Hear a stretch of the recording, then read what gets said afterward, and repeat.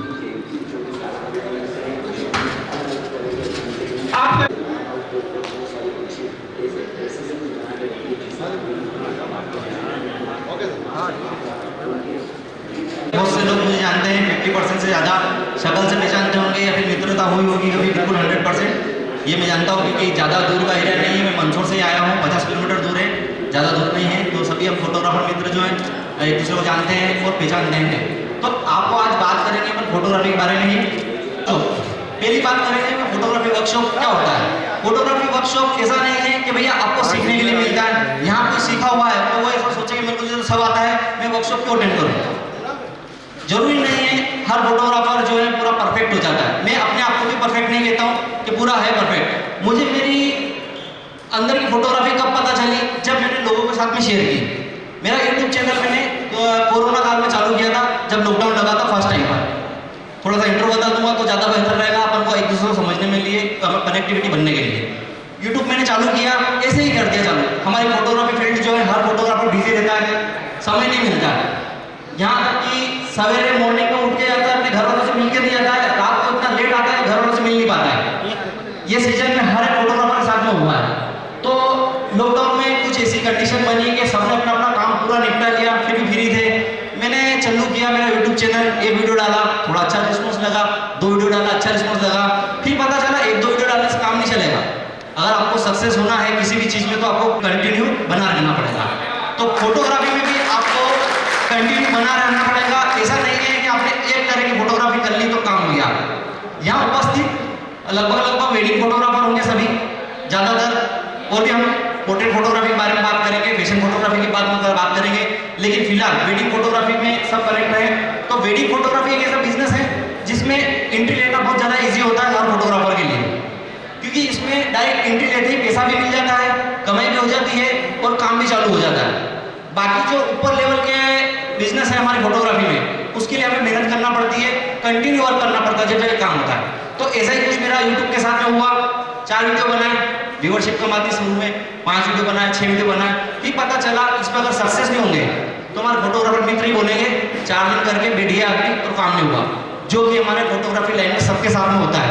2 महीने काम कर लिया, आदमी पैसा नहीं दे रहा, ये नहीं हो रहा, वो नहीं हो रहा, और बैठ जाता है। हर फोटोग्राफर खाली फोटोग्राफर ही नहीं है, सीजन टू सीजन काम भी करता है। वो 4 महीने में फिर बैठ जाता है और फिर वो सोचता है मैं वेडिंग फोटोग्राफी करूँगा, बाकी दूसरा काम नहीं करूँगा।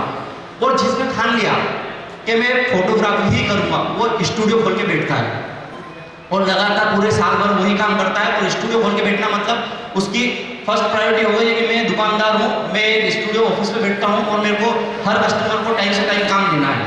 एक आउटडोर फोटोग्राफर वो नहीं दे पाता, क्योंकि वो आउटडोर फोटोग्राफर 4 महीने के लिए आता है और फिर सीजन से गायब, फिर सीजन आता है, ऐसा होता है। तो फोटोग्राफी की कैटेगरी बहुत तरह की है, उसके ऊपर भी हम बात करेंगे।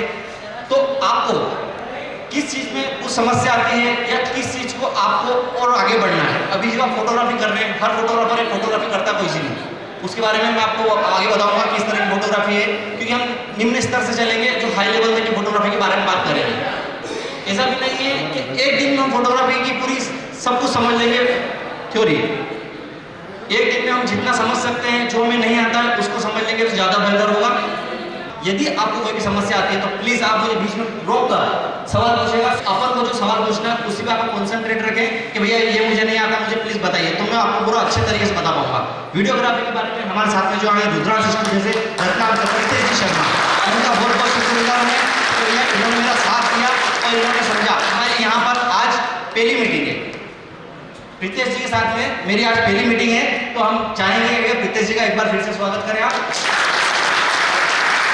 कुछ हमारा अभी 1 घंटे का लगभग सेक्शन रहेगा थ्योरिकल, जिसमें हम समझेंगे फोटोग्राफी के बारे में, कैमरा कौन सा खरीदना चाहिए, सेटिंग्स वगैरह। उसके बाद प्रीतेश जी आपको वीडियो के बारे में जानकारी देंगे। वीडियो एक नॉर्मल वीडियो नहीं, सिनेमेटिक वीडियो, एक प्री वेडिंग बनाना, एक सॉन्ग बनाना, ये बहुत इजी है, ये काम तो मैं भी करता हूँ, लेकिन एक मूवी रिपोर्ट करना और ये करना, ये बड़े लेवल पे काम करते हैं, तो आपको इनसे बहुत ज़्यादा अच्छी चीज़ सीखने को मिलेगी। आपसे मैं अभी स्टार्टिंग में उम्मीद करता हूँ कि आप लास्ट तक बने रहेंगे।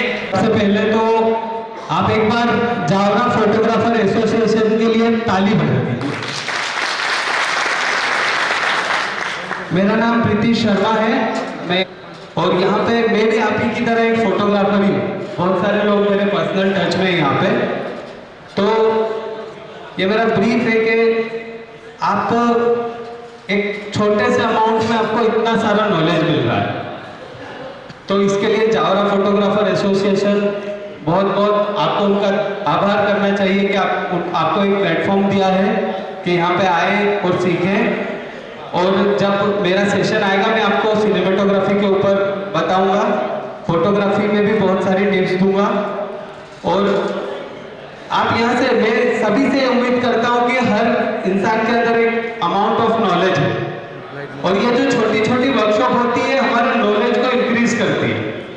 एक दिन में कोई फोटोग्राफर नहीं बन जाएगा, कोई सिनेमेटोग्राफर नहीं बन जाएगा, और ना ही हम आपको एक दिन में सारी चीजें सिखा पाएंगे। तो आपको यहाँ जो भी बताया है, अगर उसमें से आपने 0.10% भी अपने अंदर, अपने काम के अंदर इंक्लूड किया, तो कहीं ना कहीं आपको फायदा होने वाला है। तो जब कभी भी ऐसा कोई इवेंट हो, चाहे वो कोई भी ऑर्गेनाइजेशन करे, कहीं पे भी हो, आप पार्टिसिपेट करें और अपने काम को इंक्रीज करें, क्योंकि सीखने का सिंपल सा प्रोसेस है, नॉलेज लो, उसके ऊपर काम करो और अपडेट हो जाओ। तो जब मेरा सेशन आएगा मैं अपन और अच्छे तरीके से इस पर बात करेंगे। भी आज एक ही दिन का समय है, तो आप विजय भाई को थोड़ा सा ये आपको फोटोग्राफी के बारे में बताएंगे, इसके बाद मैं आपको सिनेमेटोग्राफी के बारे में बताऊंगा। ठीक, बहुत बहुत धन्यवाद आप सभी का। मैं चाहता हूँ कि भैया कोई भी यहाँ से खड़ा हो और हाथ ऊंचा करे। मैं पूछ रहा हूँ कि स्पेशल क्या करता है फोटोग्राफी करने वाले सदस्य, जो भी हो हाथ ऊंचा करके बताएं मुझे। ये बहुत अच्छी बात हुई आप सब लोगों की, क्योंकि इस काम में दोनों हाथ कभी मत उठाना। मैं कह रहा हूँ, मैं भी नहीं उठा रहा हूँ, कैंडिडेट करेगा तो आप हाथ उठाएंगे कि हाँ मैं कैंडिडेट करता हूँ, ओनली मैं कैंडिडेट ही करता हूँ। ऐसा नहीं है भैया आज मैं फ्री हूँ चलो ट्रेडिशनल भी करने चलता हूँ, वो स्पेशल नहीं कहलाएगा। उसके जो हुनर है और उसकी जो फिनिशिंग है उससे खो जाती है और मजा नहीं आता। यदि वो आधे समय पर वीडियो भी कर रहा है, आधे समय पर फोटोग्राफी भी कर रहा है, तो मजा नहीं आएगा। ठीक है दोस्तों, क्लास चालू करने से पहले एक बार मैं शुक्रगुजार करना चाहूंगा जावरा एसोसिएशन फोटोग्राफी सदस्यों का, नीलेश जी राजश्री स्टूडियो का, जिन्होंने मुझसे बात की और एक ही बार में समर्थन लिया और 10 से 15 दिनों में ये वर्कशॉप जो है ऑर्गेनाइजेशन की।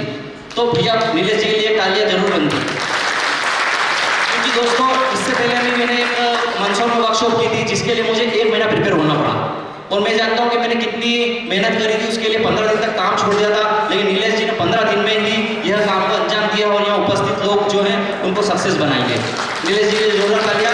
अब्दुल जी बाली खान जो कि जावरा से हैं, क्लासिक स्टूडियो से, उनका भी सहयोग बहुत उसी तरह रहा है जितना कि नीलेश जी का रहा है। इन्होंने भी फोटोग्राफी में बहुत ज़्यादा अच्छे काम किए हैं और आज बहुत अच्छे स्तर पर फोटोग्राफी करते हैं और स्टूडियो चलाते हैं। मैंने बताया शुरू में ही, जिसने स्टूडियो का नाम दे रखा है वह फोटोग्राफर कहलाता है और वो पूरे ही 12 महीने अपनी सेवाएं जो है अपने क्लाइंट को देता है। वही फोटोग्राफर कहलाएगा और वही फोटोग्राफी में पैसा कमा पाएगा।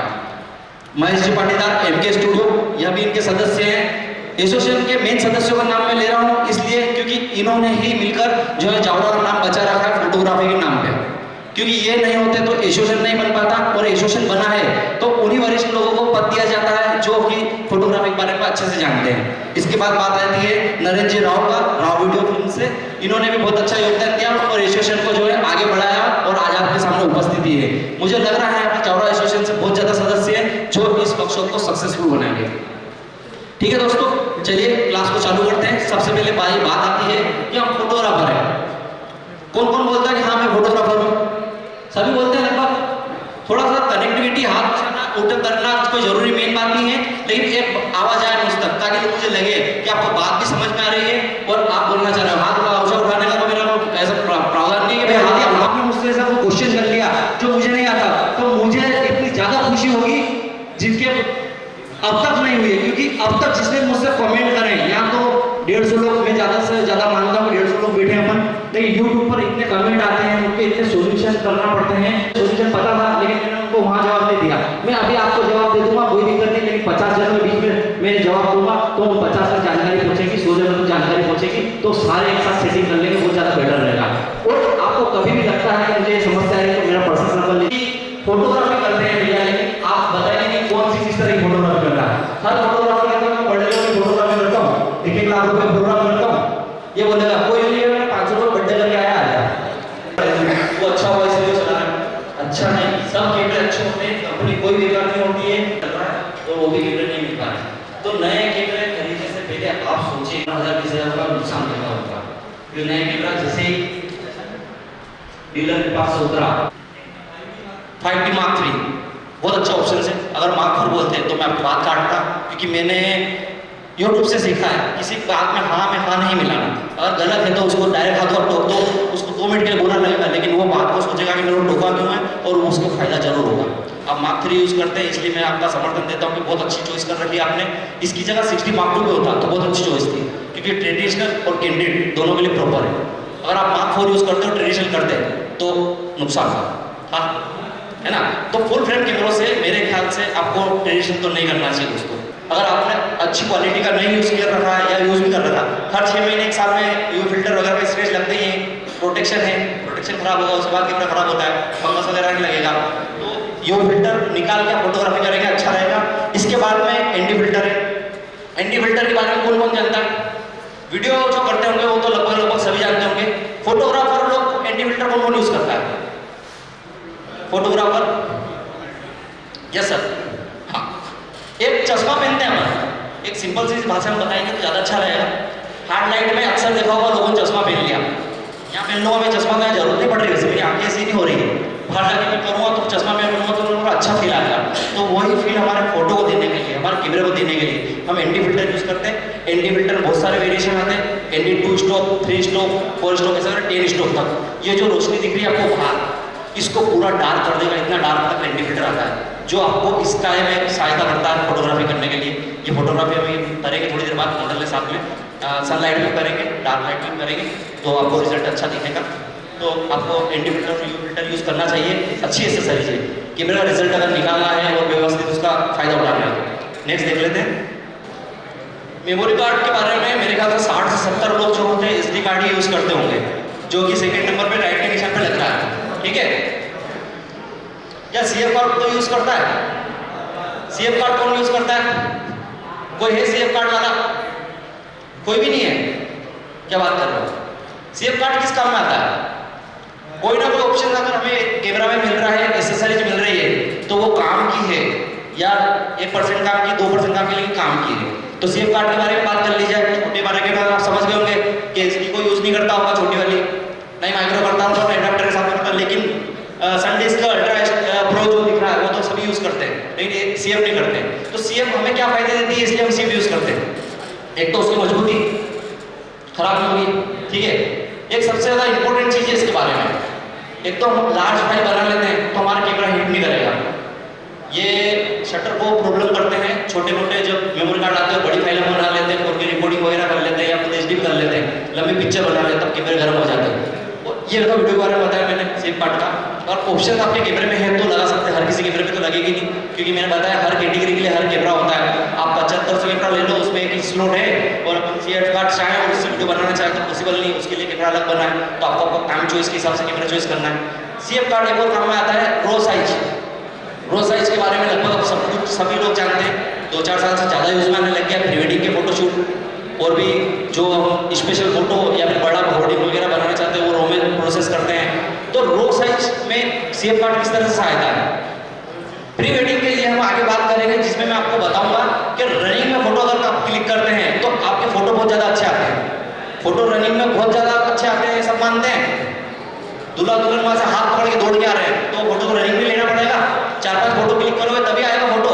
अब वो रो में भी लेना है और रनिंग में भी लेना है। आप एसडी कार्ड के साथ में लेके बता दो मुझे, आपका कैमरा बैठ जाएगा 2-5 सेकंड के लिए, कैप्चर नहीं कर पाएगा। उसके लिए आपको एसडी कार्ड की जरूरत पड़ेगी। मैं एसडी कार्ड यूज करता हूँ और डायरेक्ट क्लिक करता हूँ, 7 फ्रेम 8 फ्रेम पे 1 सेकंड में फोटो खींच के देता है मेरा मार्क 4 कैमरा, और इसमें कोई दिक्कत नहीं आती। हाथों हाथ कैमरा रेडी है। कैमरे में पावर है, कैमरे में पावर है, लेकिन हम मेमोरी कार्ड छोटा सा जो उसमें कंजूसी कर रहे हैं और हमारे कैमरे का फायदा नहीं उठा पा रहे हैं।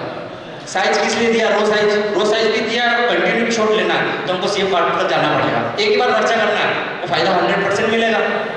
नेक्स्ट देखते हैं,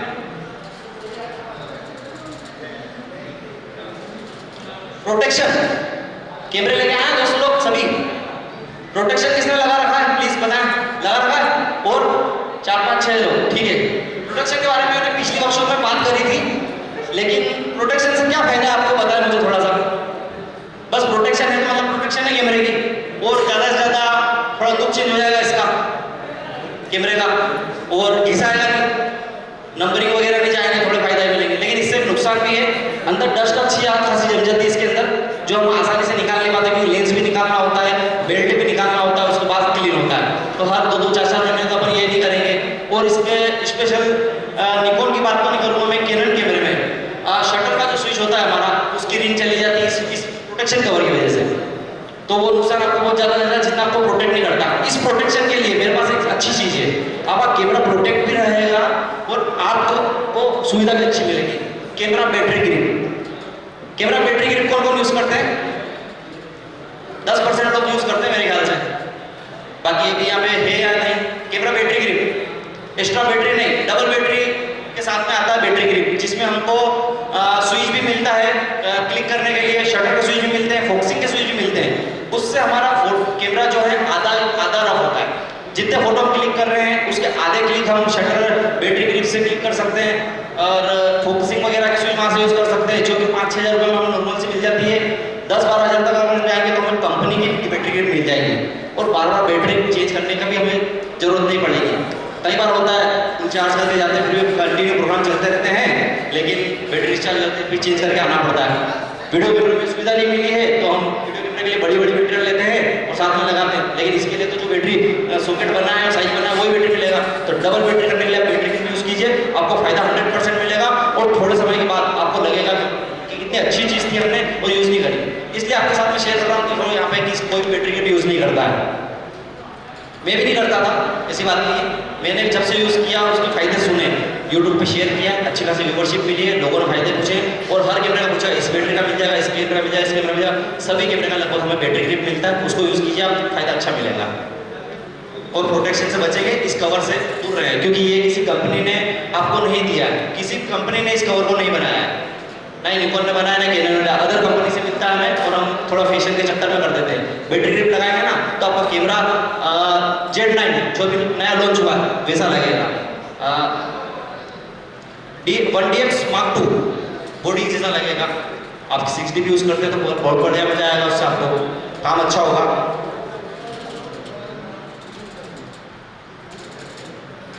बैटरी के क्या फायदे, बस डबल ले लेते हैं अपन। कोई भी मेरे ख्याल से कंपनी वाली बैटरी तो वापस नहीं लेता होगा कैमरा खरीदने के बाद, डुप्लीकेट लेता होगा, सिंपल्स ले ली, फोटो ले ली, ये ले ली, वो ले ली, चल रहा है काम, कोई दिक्कत किसी को कुछ नहीं आ रही, चल ही रहा है। वो ओरिजिनल बैटरी 1000 फोटो खींचती है, 700 तो खींच रही, हो रहा काम। लेकिन इससे फर्क पड़ता है दोस्तों। छोटी छोटी बातें शेयर करना जरूरी है, क्योंकि हम शुरुआत से चल रहे हैं, आगे हम हाई लेवल की बातें करेंगे। इससे आपके कैमरे में बोर्ड में फर्क पड़ता है। कैमरे का पावर जो है बैटरी से ही मिलता है। ओरिजिनल बैटरी होगी ना आपकी, आप देखना डायरेक्ट उतरेगी, मतलब डायरेक्ट खत्म हो जाएगी। 500 फोटो तक नहीं आएगी कि 1000 फोटो की स्थिति भी 500 से खत्म होगी। और इनको कभी पावर नहीं मिला ना, जैसे कि मैंने बताया आपको कि कंटिन्यू शॉट लेना है, पावर नहीं मिला तो आपको शटर को अटका सकती है। कई बार अटक जाता है शटर, ऊपर नीचे नहीं होता, अटक जाता है। DSLR की बात कर रहा हूँ, हालिया में मिररलेस के बारे में हम आगे बात करेंगे। तो अटक जाता है, किस कारण से अटकता है, इस वजह से भी अटकता है। और लोग नया ओल्ड कैमरा खरीदते हैं और पूछते हैं सबसे पहला क्वेश्चन, कितने शटर काउंट है इसके, फिर शटर काउंट मेंटेन करता है। यदि आपकी गाड़ी भी है 10 लाख चली हुई है तो वो चलती रहेगी, और कोई गाड़ी 2 लाख में भी रुक जाती है और उसको रिपेयर करवानी पड़ जाती है। किसी का इंजन जाम हो गया, किसी का क्या हो गया। तो वैसे ही ये भी मशीन है, इसमें भी आपको ध्यान देना है। तो आपको बैटरी ओरिजिनली खरीदेंगे ज़्यादा अच्छा लगेगा, तो खरीदो ही मत, एक ही बैटरी चलाओ, सबसे बढ़िया काम। चार्ज कर लेंगे कोई दिक्कत नहीं, लेकिन पावर आपको बराबर कंपनी के वाला मिलेगा और अच्छी आपकी सर्विस मिलेगी। छोटे छोटे नुकसान से अगर आपको फायदा मिलता है तो आप ये नुकसान कर लेना चाहिए और ओरिजिनल चीज़ें खरीदना चाहिए। फ्लैश कौन कौन यूज करता है फोटोग्राफी में? सभी। बहुत अच्छी बात है, सभी करते हैं, सब जानते हैं कि फ्लैश के बिना फोटोग्राफी होना पॉसिबल ही नहीं है। लेकिन ट्रिगर वाली फ्लैश कौन कौन यूज करता है? धीरे धीरे परसेंटेज कम होंगे, मैं जानता हूँ कि सबके हाथ खड़े हुए थे। ट्रिगर वाली फ्लैश 100 फोटो खींचना है अपन को, 100 में से 80 फोटो कौन ट्रिगर वाली फ्लैश से खींचता है? 20 फोटो चलो अपन ने फ्लैश पर ऑन कैमरा लगा कर लिया, थोड़ा परसेंटेज कम। धीरे धीरे 200 से 250 की स्पीड तो हर फ्लैश ले लेती है, उसके ऊपर की स्पीड पे कौन जाता है? 250 की स्पीड पे हो गए परसेंटेज कम, क्योंकि आप जानते हैं कि हाई स्पीड का क्या मतलब है। यस, इसलिए आपको फ्लैश, मैं ये नहीं कहता हूँ कि हाई स्पीड फ्लैश लीजिए, महंगी पड़ती है, शुरुआती दौर है, लेकिन आप ट्रिगर वाली फ्लैश तो कम से कम लीजिए। 250-300 रुपये ट्रिगर है नॉर्मल वाली फ्लैश का, बिना फ्लैश ट्रिगर वाली लेने से मतलब नहीं है। अक्सर ट्रेडिशनल फोटोग्राफर वेडिंग में भी होते हैं तो ऑन कैमरा फ्लैश ही काम करते हैं, लेकिन कुछ मोमेंट होते हैं। अब मैं अभी वर्कशॉप चालू नहीं हुआ तो उससे पहले सर ने मुझसे क्वेश्चन किया था, मैं फ्लैश यूज़ नहीं करता हूँ, मेरा काम चल रहा है वर्षों से, आप उम्र देख सकते हैं और समझ सकते हैं कि भैया किस तरीके से काम कर सकते हैं। मैंने बोला आपको क्वेश्चन का जवाब दूंगा और आपको लाइट होम भी दूंगा मैं, तो फ्लैश का कितना फायदा है। इसलिए दोस्तों सभी बातें करना जरूरी है, क्योंकि सभी तरह के फोटोग्राफर अपने पास आए हैं। तो फ्लैश को आप ट्रिगर वाली यूज़ कीजिए। ट्रिगर की फ्लैश के बारे में हम थोड़ी देर से बात करेंगे। एक फ्लैश से काम करेंगे ऑन कैमरा, फिर क्लिक करेंगे फ्लैश ट्रिगर के साथ में, फिर क्लिक करेंगे 2 फ्लैश ट्रिगर के साथ में, फिर क्लिक करेंगे कुछ नए एक्सपेरिमेंट के साथ में, वो मैं आपके साथ में आगे शेयर करूँगा। तो फ्लैश होना बहुत ज़्यादा जरूरी है। जो कुछ भी फोटोग्राफी में फ्लैश ही है, इसके अलावा फोटोग्राफी का मतलब नहीं है। मोबाइल में फोटोग्राफी कर रहे हो आप, अगर फ्लैश यूज़ नहीं कर रहे हो तो मोबाइल अच्छा फोटो खींच के दे देगा कैमरे से। 50 mm प्राइम लेंस सबसे सस्ता, सबसे सुंदर और सबसे टिकाऊ चीज। कुछ देखने की जरूरत नहीं, डायरेक्ट लगाओ। गोल्ड भी खरीदते हो तो डायरेक्ट लगाओ, कोई दिक्कत नहीं है। इसके क्या फायदे हैं? एक तो अपर्चर कम करता है, फिक्स लेंस है, ब्लरिंग या फिर आउट फोकस जाने की समस्या कम होती है, लेकिन खाली फ्रेम बनाने में दिक्कत आती है, क्योंकि इसका डिसएडवांटेज है हमें आगे पीछे खुद होना पड़ता है, जो है काम होता है। तो आप अगर कैमरे की अच्छी क्वालिटी और भी निकालना चाहते हैं तो 50 में यूज़ करेंगे आप, तो आपको फायदे बहुत अच्छे मिलेंगे। और आपको अकॉर्डिंग, जैसे कि फोटोग्राफी करना है, पोर्ट्रेट शूट करना है, प्रीवेडिंग शूट करना है, तो आप इससे ऊपर वाले पे जा सकते हैं। 85 का चलन बहुत जोरदार है, 85 फ्रेमिंग बहुत अच्छी बनाता है, डिस्टेंस बहुत अच्छा देता है, ब्लरिंग इफेक्ट बहुत ज़्यादा अच्छा देता है। जो आपको 70-200 कैनन का लेंस भी नहीं दे सकता, वो 85 mm दे सकता है, क्योंकि वो स्टिल रहता है, उसमें जूम टेलीवाइट का कोई ऑप्शन नहीं है, तो फिक्स देखा में हिलने की कोई गुंजाइश नहीं आएगी। तो आप उसको ऊपर जा सकते हैं। और वीडियो के लिए आप लोग जाते हैं तो 50 mm के नीचे जाते हैं। तो 50 mm प्राइम हमारे लिए इतना ज़्यादा बेस्ट है क्योंकि सस्ता और सुंदर। अगर इसके नीचे जाते हैं हम 35 mm पर तो महंगा मिलेगा, उसके ऊपर जाएंगे तो भी महंगा मिलेगा। वो आपको चॉइस करना है कि आप फोटोग्राफी कर रहे हैं या वीडियोग्राफी कर रहे हैं, तब जाके ये आपके लिए चीज़ अच्छी है। अगर एक ही चीज़ में कंपनी हमें सब कुछ दे देती तो फिर दूसरे लेंसेज बिकते नहीं, इसलिए कंपनी ने थोड़ा थोड़ा डिवाइडेशन दिया है। अभी तक भी कोई कैमरा ऐसा नहीं बना है जो फोटोग्राफी परफेक्ट करता हो और वीडियोग्राफी परफेक्ट करता हो। ना ही फोटोग्राफर बना है, ना ही कैमरा बना है, क्योंकि ऐसा होना भी नहीं चाहिए। बेल्ट, इस बेल्ट का जिक्र क्यों कर रहा हूँ? अभी तो मैंने थोड़ी देर पहले बताया था कि कोई कंपनी ने प्रोवाइड नहीं किया प्रोटेक्शन कवर, इसको भी कर रहा हूँ। कौन कौन यूज करता है इसको? करते कुछ लोग, फायदे मिले कुछ इसके जो ओरिजिनल बेल्ट इसके? बोलिए सर। हाँ, गर्दन नहीं दुखती है, ठीक है। देखो मैं कहता हूँ अगर 20 साल पुराना कोई फोटोग्राफर है जो 20 साल पहले सक्सेस था, वो आपको राय देगा कि कैमरा गले में टंगना चाहिए। वो कभी भी ऐसे शोल्डर पे टांगेगा, मेरे मित्र ने टांग रखा हाथ में, नए जनरेशन का फोटोग्राफर है, वो कभी गले में टांगेगा ही नहीं। तो मैं किसी की बुराई नहीं कर रहा हूँ, जनरेशन चेंज हो रही है, फोटोग्राफी चेंज हो रही है, समय के साथ साथ सब कुछ चेंज हो रहा है, तो सबका स्टाइल भी चेंज हो रहा है। कोई कोई तो बेल्ट लगाना पसंद नहीं करता है, डायरेक्ट हाथ में लगता है, तो उसके लिए ऑप्शन है। इसमें आपका कैमरा सेफ भी रहेगा, छूटने का डर भी नहीं मिलेगा और टिक भी जाएगा कैमरा। और उससे लो एंगल और हाई एंगल कैमरा बनाने में दिक्कत नहीं है, उसको आपको कवर से रिमूव नहीं करना पड़ेगा, वो उसी में लगा रहेगा और हाई एंगल लो एंगल भी आराम से बन जाएगा। तो इस तरह के आप कवर बेल्ट यूज कर सकते हैं, जो बहुत सारी कंपनियों ने लेदर के टाइप भी निकाले हैं। इसके बाद हमारी जो अगली एक्सेसरीज है, कैमरा बैग। कैमरा बैग तो सभी चाहते हैं अच्छा मिले, लेकिन इसके बारे में बात इसलिए कर रहा हूँ कि अभी कंपनी ने थोड़ा सा प्रलोभन लालच देने के लिए हर कैमरामैन को कैमरा जब खरीदता है तो उसके साथ में एक बैग गिफ्ट दे रहे हैं। तो नए बैग के बारे में सोचते नहीं, फ्री मिल ही रहा है उसी को यूज़ कर ले, लेकिन वो पूरा प्रोटेक्ट नहीं आता, वो खाली आपका प्रलोभन होने और मेमोरी कार्ड भी मिलता है जैसे मैंने बताया, तो आपको सादा ही मिलेगा, सिंपल सा, अच्छा वाला नहीं मिलेगा। तो इनको छोड़ो और एक अच्छा प्रोटेक्शन कवर लो, क्योंकि इस प्रोटेक्शन कवर को आप साल भर तो यूज़ कर लोगे, लेकिन 2 महीने ऐसे आते हैं पूरे साल भर में जो आपके कैमरे को बैग ही बचाता है।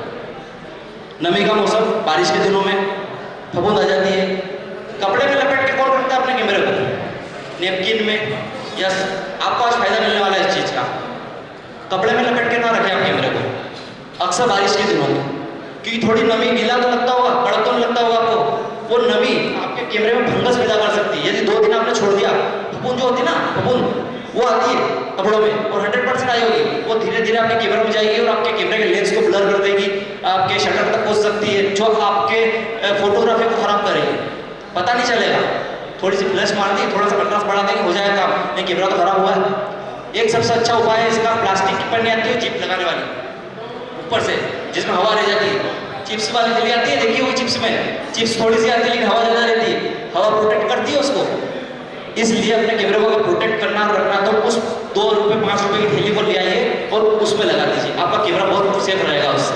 कपड़े में लपेटने ज़्यादा कुछ नहीं हो रहा है, वो तो खाली इसलिए बैग में रखने पर तो उससे फर्क पड़ रहा है। और हो सके तो बैग ज़्यादा अच्छा खरीद लीजिए, वेदर सर्टिफिकेट खरीद लीजिए तो ज़्यादा फायदा मिलेगा, क्योंकि लाखों रुपए कैमरे हैं, 2000-3000 का बैग ज़्यादा महीने में रखता है। फ्लैश के बाद ये चीज़ को कौन कौन जानता है यहाँ पर? प्लीज बार बार हाथ ऊपर करने के लिए बोल रहा हूँ मैं, लेकिन मुझे पता चलना चाहिए कौन मेरी बात को सुन रहा है, समझ रहा है, इसलिए मैं बोलना चाहता हूँ। फ्लैश बोर्ड के बहुत कम जने जानते हैं, हाथ बहुत कम खड़े हुए हैं, 10% मुश्किल से, 10 भी नहीं, 5%, यस, 15%, यस, 16%, ओके, कोई बात नहीं। फ्लैश बोर्ड की यूज करेंगे हम अभी थोड़ी देर से बताऊंगा, जिसका मैंने बारे में बताया एक्स्ट्रा एडवांटेज, एक फ्लैश के साथ में 2 फ्लैश के साथ में, फिर एक्स्ट्रा एडवांटेज आपको यहाँ से मिलेगा जो आपके फोटो की रूपरेखा ही चेंज कर देगा। बहुत ज़्यादा अच्छी चीज़ है, 8 तरह के कलर मिलते हैं इसमें, ग्रिड भी आती है, बहुत सस्ती एक्सेसरीज है। मैं ऐसी ही एक्सेसरीज ढूंढ के मेरे जो सब्सक्राइबर हैं उनके साथ में शेयर करता हूँ, तो उनको फायदा मिलता है। यह चीज़ शुरू में स्टार्टिंग में निकली थी तब 12,000 रुपये गए, 12,000 रुपये तक कोई अफोर्ड नहीं करता कि छोटी सी चीज़ें बहुत कम दाम में आती है, क्योंकि इसके फोटो जो है 5% 10% बनते हैं हमारे, और प्री वेडिंग में ज़्यादातर काम किए, पोर्ट्रेट वगैरह में शादी वगैरह लेते हैं तो बहुत काम किए। बहुत जगह देखा होगा ब्लू कलर की लाइट आती है पीछे से, अक्सर पीछे कौन लगा देता है? कपल के पीछे जब वेडिंग में फोटो शूट करते हो आप, पीछे लाइट कौन लगाता है? पीछे लगाते हैं सर, कौन सा इफेक्ट आता है? ब्लू कलर का, यही ला सकते हैं, इसके अलावा तो ऑप्शन नहीं, क्योंकि रात मतलब ब्लू और डे मतलब येलो, तो ब्लू लाइट ले आते हैं, तो इससे आप लाइटिंग चेंज कर सकते हो, बहुत सारे कलर बना सकते हो। ये आपको हम लाइट डेमो के साथ में अभी टेस्ट करेंगे, उनको बताऊंगा। छोटी सी एक्सेसरीज आप इसको यूज कर सकते हैं, बहुत अच्छा चीज़ है। सॉफ्ट बॉक्स प्लस तो ले ली, और ज्यादा एडवांटेज चाहिए, उस भाई का फोटो तो बहुत जोरदार आता है यार, मेरा क्यों नहीं आ रहा, मैं भी अच्छा कैमरा यूज कर रहा हूँ, मैं फ्लैश यूज कर रहा हूँ, लेकिन आज तक आप जानेंगे किसी फोटोग्राफर मित्र ने किसी को शादी में कुछ राय दी अच्छी जो अब तक लगी हो कि भाई तेरा कैमरा सही चल रहा, थोड़ा सा ये कर ले सेटिंग तो अच्छा आ जाएगा फोटो, दी क्या किसी ने? प्लीज एक हाथ में होगा तो सर, आप अच्छे मित्र होंगे तभी पास में बैठे हो और आपने एक दूसरे को दी होगी, आप वरिष्ठ हो चुके हैं, आपकी सोच से ऊपर जा चुकी है वो सोच कि मैं किसी से कुछ छुपाऊं, ठीक है ना। इसलिए मेरे को ये ऐसा बहुत पहले हो चुका था एक बार, जब मैंने किसी को NX100 के गेन के बारे में बताया था कि तू गेन से कवर कर लेगा, तेरा आईएस तो बहुत ज्यादा जा रहा है, तो गेन सबसे लास्ट में बड़ा गेन आईएस होता है, तो फिलहाल इसका आईएस से स्टार्ट कर तो ज्यादा अच्छा रहेगा। उसने मुझे उस समय पहले बताया, अरे भैया आपने जो बताया मुझे गेन के बारे में, मुझे इतनी अच्छी खुशी हुई कि यार मैंने इसको उस वक्त बताया, इसने अब तक मुझे याद रखा। तो दोस्तों अपनी जो अच्छी चीज़ें हैं वो एक दूसरे के साथ में शेयर करें, बहुत ज़्यादा अच्छी बात है। और आप यकीन माने ज्ञान बांटने से बढ़ता है और स्थिर हो जाता है, वो आपके पास हमेशा रहेगा और आप उसको रिपीट करते हैं तो बहुत ज़्यादा फायदा मिलेगा, 100%। बहुत अच्छी चीज़ है। तो इस तरीके से अगर आप फ्लश यूज़ करते हो, फ्लश के साथ में सॉफ्ट बॉक्स यूज़ कर लेते हैं, तो आपकी फोटोग्राफी ऐसी होगी कि आपको एडिटिंग करने की जरूरत नहीं पड़ेगी। और ये बात मैं साबित कर दूंगा आपको अभी कि जितनी ओरिजिनल फोटोग्राफी अच्छी होती है उतनी आप एडिट के साथ में नहीं कर सकते हो। हर फोटोग्राफर एक फोटो क्लिक कर दे, सबसे पहला थॉट एडिट कर लेंगे, हो जाएगा। लेकिन आप ये सोचो ये फोटो एडिट करने में कितनी देर लगेगी? जितनी देर आपको अभी लाइव फोटो खींच रहे हो ना उतनी देर नहीं लगेगी। अगर आप थोड़ा सा ध्यान रख लेंगे तो आपका फोटो उसी वक्त अच्छा आ जाएगा और आपको एडिट नहीं करना पड़ेगा। पहली चीज बैकग्राउंड मायने रखते हैं अपन कि बैकग्राउंड अच्छा आ जाए, ये तो आजकल हर कोई देखने लग गया। अभी ये फोटो क्लिक करवा लेते हैं साथ में, मैंने देखा अगेन सारी रेडी हो गया था, मैं नाम नहीं लूंगा लेकिन मजबूरी हो गया कि सर को मैं कैसे सरका हूँ इधर से इधर, मैं अगेन सारी हो गई, रुको 2 मिनट में इधर आ जाता हूँ। ये हम नोटिस कर रहे हैं कि हम फोटोग्राफर है, हमने जिया है जीवन, लेकिन क्लाइंट को नहीं पता है। क्लाइंट को आप आइए थोड़ा सा इधर आइए, हो सकता है वो मेरा गेस्ट था, बहुत इंपॉर्टेंट था, एक फोटो क्लिक करा आपने, उस फोटो की सिद्धि कर दी, ऐसा फोटो बना दिया आपने, क्या करेंगे आप, कैसे जवाब देंगे? तो इस चीज़ों को ध्यान रखना चाहिए आपको, तो बहुत ज़्यादा फायदे हो गए। जो फिल्टर पे आ गया लगभग एसेसरीज थी मेरे हिसाब से, जो 10 एसेसरीज आपको कैमरे के साथ में तो कम से कम खरीदना चाहिए। एसेसरीज के बारे में तो आप ये समझिए, अगर आपका 1 लाख का कैमरा आ रहा है तो 1 लाख की एसेसरीज भी ले लो आप साथ में, तो भी कम पड़ेगी, लेकिन हर वक्त काम में नहीं आएगी। तो नॉर्मल जो चीज़ें थी वो मैंने आपके साथ में शेयर की है।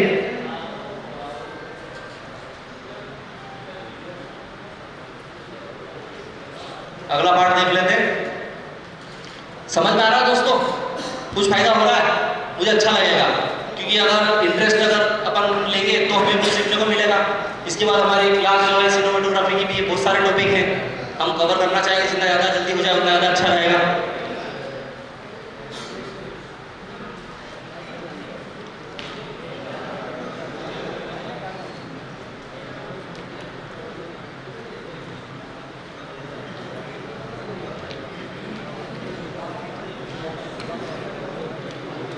कैमरा न्यू बाय करते हैं अपन, उसके बारे में पहले मैंने चर्चा कर ली है, लेकिन कुछ टॉपिक है जिसको हमें ध्यान में रखना चाहिए, तभी हमारे काम में आएंगे। हमने समझ लिया पहले कि हमें फोटोग्राफी क्या करना है और हमें क्या एसेसरीज लेना साथ में, लेकिन हमने चॉइस तो करा नहीं कैमरा बाय कर रहे हैं, वो हमारे लिए फायदेमंद है या नहीं है। तो कुछ टॉपिक है जिसको हम क्लियर करेंगे तो आपकी सुविधा अच्छी हो जाएगी। 72-75 के बारे में बात कर लेते हैं। निकॉन का D72 और 75 बहुत ज़्यादा पॉपुलर है, मेरे हिसाब से सभी हाथ ऊपर कर देंगे, सबने यूज़ कर रखा है। फर्क भी अगर दोनों यूज कर रहे होंगे तो आपको पता चलेगा। जो है आज आपके साथ में शेयर करूंगा टच स्क्रीन। नेक्स्ट हो गया है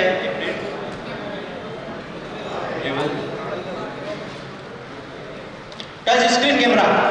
निकॉन D75 में टच स्क्रीन मिलता है, किस काम में आता है आपको? आज तक फोटोग्राफर लोगों को टच स्क्रीन किस काम में आया? खाली कैमरा फोटो को बड़ा करने के लिए, ऐसे करने के लिए मोबाइल जैसा करते हैं, उसके अलावा क्या काम में आया आपका? उसमें ऑप्शन दे दिया 4K का निकॉन D75 में, किसी काम का 4K नहीं है भैया वो। खाली अगर मैं खड़ा हूँ और ऐसे कैसे खड़ा रहूंगा और वीडियो बनाएगा तो अच्छा बना के दे देगा, जिसे मैं ऐसा हिलूंगा ना कम कर देगा उसको, उसमें कमी रह होगी तभी वो नया लाइए, उसके बाद फिर कमी रह होगी फिर नया लाइए। सीरीज बनी थी 7000, 71, 72, 73, 74, 75, तो 75 तक आया है, लेकिन अभी तक सुविधा पूरी नहीं हुई है, क्योंकि इसका भी वीडियो मुझे नहीं जमा, 4K दे दिया बस बताने के लिए 4K देगा। आज तक किसी ने वीडियो नहीं बनी होगी निकॉन D75 से। तो फोटोग्राफी अगर आप 72 से कर लेंगे तो भी बहुत ज़्यादा अच्छी हो जाएगी। बहुत से मित्र इसे देखें 75 नहीं जम रहा है, कलर टोन नहीं जम रहा है, इसका 72 लूंगा मैं है, होंगे भैया। देखो मैं आपके बीच का आदमी हूँ, आपने जो शादियाँ जी हैं आसपास की वो मैंने जी है, वो मैंने भी करी है। ऐसा नहीं कि मैं अब शादियाँ नहीं करता हूँ, मेरे को शादी में बने रहना है, मैं शादियाँ करता हूँ, अभी भी करता हूँ। ट्रेडिशनल भी कैमरा हाथ में लेता हूँ, कैंडिड भी लेता हूँ, लेकिन मैं प्रोफेशनल तरीके से कैंडिड ही करता हूँ, मतलब कैंडिड ही करता हूँ। लेकिन देखता जरूर हूँ और सीखता जरूर हूँ। आप सब लोगों से बातचीत इसीलिए कर रहा हूँ कि आपकी जो परेशानियाँ वो मुझे पता चले, तो मैं और आगे यहाँ से 10 वीडियो लेके जाऊँ, अगले 10 वीडियो में आपके नाम के डालूंगा यहाँ पर कि आपको जो जो समस्या थी वो सोल्यूशन करूँगा। 130 के ऊपर 135 वीडियो मैंने यूट्यूब पर डाल चुका हूँ अब तक, सब में बहुत फायदा मिला है, कोई दिक्कत नहीं है। शुरू में 10 वीडियो में से 3 वीडियो चले मेरे, 7 वीडियो डेट पड़े हुए, उनके ऊपर मैं डबल टॉपिक बना दिया और उन्होंने भी ग्रोथ पकड़ ली, क्योंकि एक चेहरा बेचने में एक करने में टाइम लगता है, तो मेहनत तो करना पड़ेगी तब जाके काम चलेगा। तो दोस्तों आपको टच स्क्रीन कैमरा किस काम में आता है ये ध्यान रखना पड़ेगा। यदि आपको फोटो बड़ा करके देखने में मजा आता है तो आप टच स्क्रीन लीजिए, नहीं तो वेस्ट पैसा में बिगाड़े कोई मतलब नहीं है। आप नॉर्मल उससे भी काम कर सकते हैं। जैसा कि सर ने बताया कि 5D Mark III यूज़ कर रहे हैं, उनको टच की जरूरत नहीं पड़ती, इसलिए 5D Mark III यूज़ कर रहे हो। सही है सर? वीडियो बनाते ही नहीं अपन 5D से, तो मतलब ही नहीं है, टच की जरूरत नहीं है। बीच वाला सेट चीज आता है, उसको सेट कर लेता हूँ, एक ही स्विच से काम होगा, फटाक से बड़ा भी हो जाता है, छोटा भी हो जाता है, देख लेता हूँ, कोई दिक्कत नहीं आती। तो टच स्क्रीन का ध्यान रख के आप कैमरा खरीदें। टच स्क्रीन आपको वीडियो में ज़्यादा काम देगी, जो आपको ट्रैकिंग ले। निकॉन D75 नहीं लेता ट्रैकिंग, ये चेक कर लिया अच्छी तरीके से, 4K है बस, बाकी बम्प कर देगा सब्जेक्ट, मजा नहीं आएगा। मेगापिक्सल्स, आज तक ऐसी कंपनी नहीं बनी जिसने मेगापिक्सल भी ज़्यादा दे दिया, 4K भी दे दिया है और उसमें हमें स्लो मोशन भी दे दिया है। एक कैमरा नहीं बना अभी तक। भले आप 4 लाख रुपये बिगाड़ दो, 4 लाख रुपये बिगाड़ दो, कम की बात नहीं कर रहा हूँ मैं, अभी तक नहीं मिला कैमरा। 1DX Mark II की बात करी थी मैंने, वीडियो के लिए बहुत अच्छा है, स्लो मोशन भी बहुत बेस्ट है, ट्रैकिंग भी लेता है, लेकिन मेगापिक्सल 20 पे आ गया उसमें। तो फिर हम 5D Mark IV ले लें 30 मेगापिक्सल का, अभी तो 45 मेगापिक्सल की कैमरा है। तो आप मेगापिक्सल को माइंड में रखिए और सोचिए कि आपको फोटोग्राफीज करना है और कितने मेगापिक्सल तक की फोटो क्लिक करना है, तो काम चलेगा। ट्रेडिशनली मैं बता चुका हूँ आपको, नॉर्मल कैमरा क्रोप फ्रेम भी यूज़ करना चाहिए, ज़्यादा बड़े में जाने से कोई मतलब नहीं है, आपकी साइज कंप्रेस होगी बाद में। और 90% का 99% 1236 के एल्बम बनाते लोग और उन्हीं पे लगता है, जो नॉर्मल कैमरे से भी काम हो सकता है। FPS वीडियो के लिए FPS होता है हर कैमरे में। टेस्ट कैमरा बहुत popular, most popular camera video के लिए सबसे पहले आ गया था, इसलिए मोस्ट पॉपुलर हो गया। और हर आदमी खरीदने के बाद उसको पूरा निचोड़ेगा, चलाएगा, पैसा वसूल करेगा, फिर चेंज करेगा, तो ये हो पाएगा काम, नहीं तो नहीं हो पाएगा। हाल ही में 3 दिन पहले मंदसौर में निकॉन का वर्कशॉप हुआ था मिररलेस कैमरे के बारे में। Z6II की ज़्यादा अच्छी बात करी थी उन्होंने, मैंने सर से डायरेक्ट क्वेश्चन कर लिया। बहुत बड़े मेंटर है, 44 में उम्र है उनकी, लगभग 25 से 30 साल से पहले से काम कर रहे हैं। शायद हमारी उम्र भी नहीं हुई थी तब उन्होंने फोटोग्राफी में सक्सेस हासिल कर लिया था। मैंने उन्हें तीनों से क्वेश्चन किया, 3 मेंटर थे वहाँ पर, एक शायद यहाँ मौजूद होंगे निकॉन की वजह से, जो साथ में रहते हैं हमेशा। तो मैंने कहा सर आपका Z6II हम क्यों यूज़ करें जब हमारा काम सोनी A7 M3 से हो रहा है। हमारा सोनी A7 M3 1.5 लाख रुपये तक आ गया था, एक 60 मान लेते हैं हम, आपका तो एक 90 का कैमरा पड़ा, क्यों यूज़ करें हम, हमें आप ऐसे फीचर्स बताइए तो हम इससे वीडियोग्राफी करें। क्योंकि अभी भी Z6II से सभी फोटोग्राफी कर रहे हैं, वीडियोग्राफी नहीं कर रहे हैं, बहुत जने नहीं कर रहे हैं, क्योंकि भैया वो फिर आ गया, उस पर हम जंप कर रहे हैं, वो चल ही रहा है। जैसा कि शुरू में बताया मैंने आपको, हर कैमरे की कीमत लगी हुई है और कीमत के हिसाब से आपको वो चीज़ मिलती है। आपके लिए क्या सही है आप वो खरीदें। तो आपको ध्यान रखना है एक कैमरे में FPS बहुत ज़्यादा मायने रखता है वीडियो के लिए, तो आप वीडियो कैमरा खरीदे तो FPS भी जरूर चेक करें। सोनी का A7 M2 आ गया था, उसमें स्लो मोशन ही नहीं है, बहुत से लोग लेके बसता रहे, क्या मजा नहीं आ रहा, खाली स्लो मोशन इसको मिल जाता, थोड़े ही पैसे लग रहे थे, वो ले लेते बढ़िया रहता। तो FPS को विशेष तरह से माइंड में रखें, क्योंकि बड़ी बड़ी मूवियाँ जो रिकॉर्ड होती है उनमें FPS 24 चलता है, 30 चलता है, उसमें काम करते हैं ओरिजिनल पे, जो ओरिजिनल चल रहा है। FPS का मतलब आगे सर समझाएंगे, ज़्यादा बेटर रहेगा, क्योंकि छोटी मोटी जानकारी FPS के बारे में मैं रखता हूँ, सर बताएंगे आपको FPS कितना ज़्यादा इंपॉर्टेंट है। लेकिन हम वीडियोग्राफर, हम फोटोग्राफर, वेडिंग फोटोग्राफर चाहते हैं कि हमारा काम ईजी हो जाए, इसलिए हम स्लो मोशन कैमरे यूज़ करते हैं और डायरेक्ट काम कर लेते हैं। अगर आप स्लो मोशन ना यूज़ करेंगे ना तो आपका कैमरा डबल क्वालिटी देगा, 4K है ना, और जैसे आप स्लो मोशन डालोगे फुल HD पे आ जाएगा, आधा हो जाएगा कैमरा। तो आपको FPS पे ध्यान रख के आपका कैमरा चूज करना है। स्क्रीन 360 निकॉन में नहीं आया, 75 में 360 वो ऐसे होता है, बस टिल्ट LCD उसका टिल्ट टेबल ऐसे होता है, सामने हो नहीं पाता। तो ये तो मेरे लिए है स्पेशल, आप मेरे ख्याल से वेडिंग फोटोग्राफर को ज़्यादा जरूरत नहीं पड़ती होगी। एक ब्लॉगिंग करने वाला सामने कैमरा लगा देता है और फ्रेम बनाना चाहता है, देखना चाहता है सही साइड चल रहा है, चल रहा, कभी मेमोरी फुल तो नहीं हो गई, बैटरी डिस्चार्ज हो गई, तो उसके लिए LCD होता है 360 जो फ्रंट हो जाता है, सबने देखा होगा LCD 60 Mark II का, Canon 80D का, इन चीज़ों आप LCD को ध्यान में रखेंगे और बाद में पछताएंगे नहीं, तो ज़्यादा अच्छा रहेगा कि आपके लिए उचित क्या है कि मेरे लिए ये ज़्यादा अच्छा रहता है। कई बार सब ज़्यादा भीड़ में फोटो खींचते हैं तो ऊपर हो रही है नहीं सही से, तो उसको आप माइंड में रख लेंगे, तो उस हिसाब से भी आप चॉइस कर सकते हैं कैमरा। आपके लिए ज़्यादा इंपॉर्टेंट नहीं होगा, लेकिन मैंने चाहा कि एक सब्जेक्ट है तो आपके लिए बात की जाए कि निकॉन इस तरह की LCD देता है और कैनन इस तरह की देता है। फोकस पॉइंट बहुत ज़्यादा मोस्ट इंपॉर्टेंट है, बहुत ज़्यादा मोस्ट इंपॉर्टेंट। ये इसलिए भी बोल रहा हूँ मैं, जो वरिष्ठ फोटोग्राफर हो चुके हैं वो जानते हैं फोकस पॉइंट क्या चीज़ होती है फोटोग्राफी में। और इस वीडियो ने मुझे मोनेटाइजेशन दिया है यूट्यूब पर, फोकस पॉइंट वाले ने इतनी ग्रोथ बढ़ी थी वीडियो डालते ही, और इस वीडियो में मैंने खुद गलती कर दी थी। मेरा 100 का शटर स्पीड था, 80 पे चला गया था, उसमें जर आ गया था, मैंने वीडियो डाल दिया और मेरे सामने कोई ऑपरेटर था नहीं, मैंने कैमरा लगा के रिकॉर्ड करके डाल दिया, फिर भी वो वीडियो चला क्योंकि उसमें ऑडियो सही थी और प्रॉपर जानकारी थी, और मैंने बनाया था निकॉन D75 के ऊपर। कोई बताएंगे नहीं कि आप कौन कौन ऑटो फोकस यूज करते हैं। ऑटो फोकस, सब मैनुअल फोकस, क्या बात है, पॉसिबल ही नहीं है। मैं कैमरा मंगा लूंगा बीच में से, और उसमें ऐसा ऑप्शंस भी है कि मैं फोटो को देख सकता हूं कि आपने ऑटो फोकस यूज किया है या मैनुअल फोकस यूज किया है। यकीन माने, मेरा ऑपरेटर भी अगर कैमरा भी यूज कर रहा है ना, तो इसको मैंने मैनुअल फोकस सिखाया कि वो फोकस में भले 4 फोटो कम आए, लेकिन मैनुअल फोकस भी फोटो क्लिक करना। अगर आपको ऐसे फोटो खींचना है, ये माइक खड़ा है और फोटो क्लिक करना है, एक कैंडिड फोटोग्राफर अच्छी तरीके से जानता है कि मैनुअल फोकस पे ही काम होता है, ऑटो फोकस पे कभी भी कैंडिड फोटोग्राफी नहीं हो पाती। और ट्रेडिशनल में हर मैनुअल चलता है। यदि आपने कई बार देखा होगा पीछे स्टेज पर कंट्रास्टेड वो चमकीले चमकीले पर्दे लगा देते हैं, उसमें कैमरा 60 मार्क टू फेल है, ऑटो फोकस और चला रहा है। दूसरे कैमरे निकॉन एक बार संभाल लेगा पिक्चर को, लेकिन उतनी शार्प नहीं आएगी। तो आप मैनुअल फोकस, सिंगल फोकस पर, इसके बारे में आपको बता दूंगा आगे बिल्कुल डिटेल में। अगर नहीं भी करा, शर्माने वाली बात कोई नहीं है, सब यहाँ पे सीखने के लिए आए हैं। अगर आप मैनुअल नहीं चलाते हैं और ऑटो फोकस चलाते हैं तो आप बिल्कुल शेयर कर सकते हैं, आप आज से मैनुअल फोकस चलाना चालू कर देंगे। किट लेंस mm, कितने mm का किट लेंस आपको मिल रहा है और क्या फोटोग्राफी आपको करना है। 24-70 का लेंस आ रहा है अभी बहुत से कैमरों के साथ में, 15-45 का लेंस आ रहा है मिररलेस कैमरों के साथ में, अभी नई टेक्नोलॉजी। इससे पहले तो हम वो 18-105, 24-105 और ये यूज कर रहे थे, 18-55 भी यूज कर रहे थे उससे पहले। लेकिन अभी लगभग 70-80% लोग 24-105, 24-140, 18-140 ये यूज कर रहे हैं। तो आपको mm को ध्यान रखना है, उसके बाद फोटोग्राफी कैमरा को चॉइस करना है। क्योंकि अगर आप 55 mm, 60 mm, 70 mm तक अगर आपका कैमरा जाता है mm पे, तो आप वेडिंग फोटोग्राफी नहीं कर सकते। 70% ही कर पाएंगे आप, 100% नहीं कर पाएंगे। स्टेज पर आपको कम पड़ेगा और भी बहुत सारी चीजें होती है उसमें कम पड़ेगा। तो आप शुरू में पैसा ना बिगाड़ें और साथ में ले लें। जैसे कि एक लेटेस्ट मॉडल की बात करूँ, हमें निकॉन का Z50 दो लेंस मिल रहे हैं, एक 55, 300, 250 ऐसा कुछ मिल रहा है और एक 15-45 का मिल रहा है। लेकिन बार बार निकालने के लगाने काम करेंगे क्या, कैसे काम चलेगा। तो हमारा काम जब 140 mm तक वो हो रहा है, 105 mm में हो रहा है, तो हम जो आपको एक वादा करते हैं, आपको फोटोग्राफी करते हैं, उसको अच्छी प्रिंट पे उतारने का काम करते हैं, तो इसका एक वादा जरूर बनता है। जो हमारे बेस्ट क्वालिटी जो हमने फोटो क्लिक किया है वो हम प्रिंट के साथ में दे देंगे। सर बहुत बहुत स्वागत है आपका।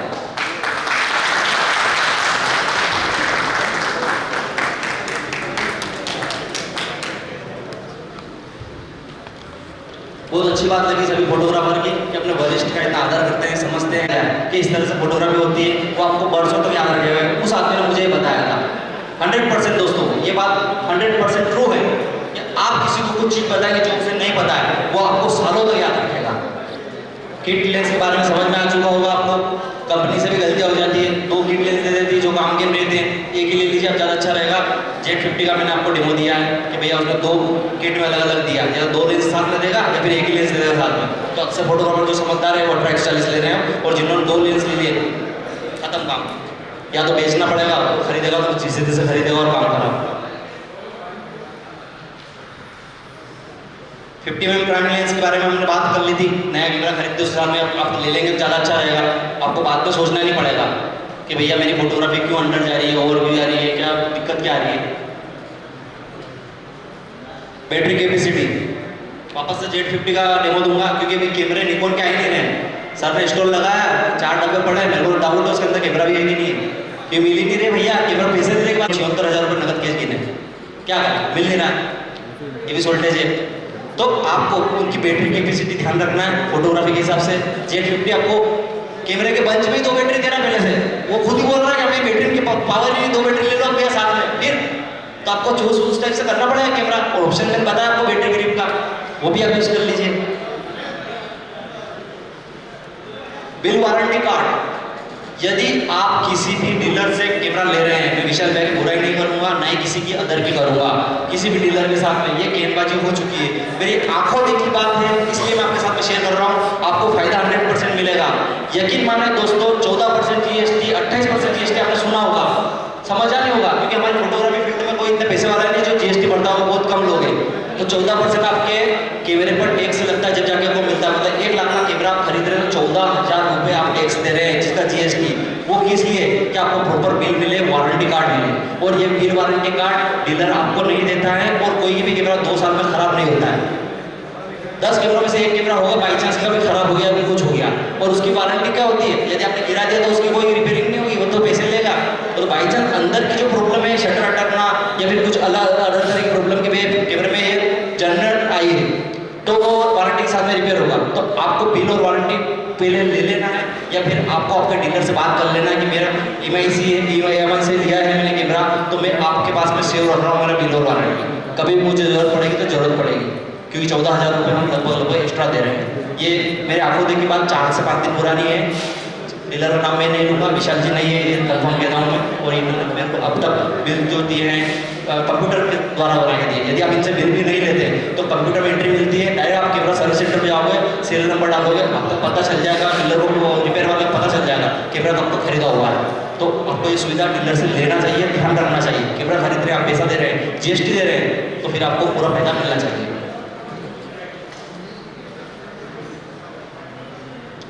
न्यू कैमरा बता दिया मैंने आपको, फोटोग्राफी के लिए लेना कि वीडियोग्राफी के लिए लेना। अब तक पैदा नहीं हुआ ऐसा कैमरा जो दोनों काम करते। 19 करेगा या फिर 20 करेगा, 20 करेगा फिर 19 करेगा, ऐसे ही काम हो रहा है। नेक्स्ट पार्ट पर चल लेते हैं। शुरू में नया कैमरा खरीदता कोई नया आदमी तो उसमें लेके बैठ जाता रात भर दिन भर करा करता सेटिंग, और ये कर लो वो कर लो वो कर लो, लेकिन उसको मालूम नहीं सेटिंग को करने से क्या होगा क्या नहीं होगा। तो कुछ सेटिंग है जो आपको करना चाहिए, वो हर बार चीज टाइम पर डालते हैं भैया। दोस्तों प्लीज हाथ ऊंचा करेंगे तो सबको लग जाएगा। हम प्लीज प्लीज सही उनको राइट बताइए, ये क्या डालते हो, ये डालते हो तो क्या डालते हो, मुझे बताइए क्या डालते हो आप। चलो आपने माना कि आप स्टूडियो का नाम डालते हो, बहुत अच्छी बात है। बाकी क्या नाम ही डालते हैं जो आ रहा हुआ, ठीक है। मेरे पास देखो 70 से 80 क्लाइंट है मेरे, आपके जैसे मित्र, जो 1 मिनट जो फोटोग्राफी करते हैं लेकिन एडिटिंग नहीं करते, एल्बम बनाने के लिए दूसरों को देते हैं। मेरे स्टूडियो में 70 का काम होता है, लेकिन मैंने काम करना छोड़ दिया। साफ कहता हूँ, मैं दूसरे से करवा दूंगा। आपकी फोटोग्राफी देखकर अंदाजा लगा दूंगा कि आपके क्लाइंट को क्या चाहिए। एक गांव की वेडिंग होती है, एक यहाँ रिजोर्ट की वेडिंग होगी, तो उसको किस तरह का चाहिएगा, और फोटोग्राफर के बिहेवियर्स है तो उसको किस तरह का काम देना है, तो उस तरह से काम होता है और फोटोग्राफी होती है और एल्बम बन जाती है। तो मैं उनमें देखता हूँ, उनके सारे कैमरों में DSC, निकॉन में, कैनन में IMG यही आते हैं 70-80%। आप शर्मा रहे हो यहाँ पर बताने में, लेकिन ऐसा नहीं है, शर्माने वाली बात नहीं है। जो है वो है, आपको फायदा मिलेगा। यहाँ पर फाइल नेमिंग आपको बहुत तरीके से फायदे देती है। आप नई वेडिंग में जाते हो, आज कोहरानी रिसोर्ट में आए हो, KOT डाल दो, शॉर्ट फॉर्म, आपके फोटो से इस नाम से होंगे। ये आपको फायदा इस तरीके से देता है। आपने बहुत सारी वेडिंग देखी होगी, आज करी 6 महीने बाद एल्बम बन रहा है, सिलेक्ट होने के बाद कई बार फोटो भी घूम जाते हैं और यार कहाँ चले गए। तो आपको सर्चिंग करने में बहुत फायदा देगा। किसी का भी शॉर्टकट डाल देंगे ना अपन, किसी का भी शॉर्टकट डाल देंगे, नाम दूल्हा दुल्हन का डाल दो, ब्राइड की तरफ से ब्राइड का डाल दो, ग्रूम का डाल दो, उनका सरनेम डाल दो, तो आपको सर्चिंग करने में बहुत फायदा देगा। तो ये फाइल नेमिंग आपको हर शादी में चेंज करना चाहिए।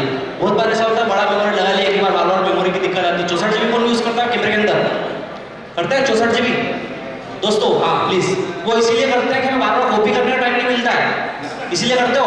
और थोड़े पैसे भी बिगाड़ते होंगे, चलो यार थोड़ी अच्छी ले लें अपन, दिक्कत नहीं आए, उसके बारे में बात कर लिए अपन ने कि इस तरह का आपका मेमोरी कार्ड मिलना चाहिए, कैमरे को लगाना चाहिए। तो आप इसलिए यूज़ करते हो, आपके फोल्डर लगातार बन जाते हैं। और उस ऑपरेटर को बोलते हो सरकार सरकार यहाँ से आता है मेरे उसके फोटो है, अरे मंडप के दूसरे क्या गए, इसके आ गए। तो आप जाने से पहले अगर नाम डाल दोगे तो आपके अलग अलग फोल्डर भी बन जाएंगे और अलग अलग अपने आप मेमोरी कार्ड में से हो जाएंगे। तो बहुत ज़्यादा अच्छी बात है दोस्तों, ऑप्शन दिया है, यूज़ करना चाहिए और फायदा मिलेगा। अगली बार बात करते हैं, ये मैंने ADS डाल रखा एक डेमो के लिए। ये कैनन कंपनी के लोगो आ रहे हैं, लगभग मेरे पास कैनन ज़्यादा रहता है, निकॉन भी यूज़ करता हूँ, लेकिन ये ऑप्शन सारे कैनन में कोई दिक्कत नहीं, आपको आराम से हो जाएगा। इस तरह से आप नाम चेंज कर सकते हैं। यूज़र 2-3 नाम दे रखे हैं, चेंज भी कर सकते हैं और डाल सकते हैं। डेट बहुत ज़्यादा इंपॉर्टेंट है, इसमें 50% मार्क्स खा जाते हैं फोटोग्राफर लोग। A और PM में फंस जाते हैं। अक्सर 12 बजे बाद कैमरा हाथ में आता है, 3 बज रही है अभी डाल दो फटाक से, लेकिन 3 नहीं डलता है, 15 डालना पड़ता है वहाँ पे, जब जाके 3 बजती है। और फिर वो दिन के पहले रात के पहले हो जाते हैं, रात के पहले दिन के हो जाते हैं, और सब कन्फ्यूजन पिक्चर पलट जाती है। अक्सर फोटोग्राफर बोलते होंगे फोन लगा के, नाम तो आ गए थे, दूल्हा दुल्हन की डेट नहीं आई यार, अरे वो कैमरे की तारीख पे देख लेना और उसमें वही होगी, तो वो एक तारीख ऊपर नीचे डली जाती है और लफड़ा पड़ जाता है। तो तारीख को आप थोड़ा सा व्यवस्थित देख के बराबर डालें, ये समझ के। मैंने 13 का डेमो दिया है, 1:17 हो रहे हैं कैमरे में, तो मैंने 1:17 नहीं करा, तो ऐसा आपका होना चाहिए। और ये जेपीजी साइज अक्सर छोड़ के डाल देते हैं, हाई साइज, लार्ज साइज और एक्स्ट्रा लार्ज में डाल देते हैं और फोटो क्लिक कर देते हैं।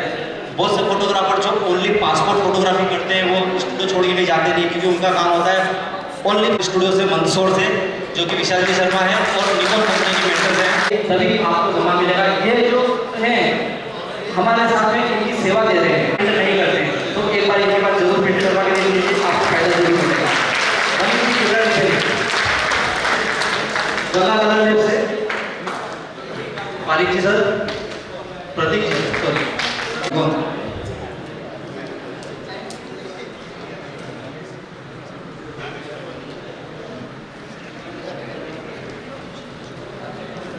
तो ये काम को भी आपको सराहना देना चाहिए कि ये व्यक्ति आपको अपनी सेवाएं इतनी आसानी से पहुंचा रहे हो। आपका कैमरा कोई खराब पड़ा हुआ है, कोई लाइट फ्लैश वगैरह खराब पड़ी हुई है, तो आप साथ में ले आइए, यहाँ पे रिपेयर हो जाएगा। तो मनीष जी ने हमें सुविधा दी थी अहमदाबाद से, मनीष जी का स्वागत करेंगे हम।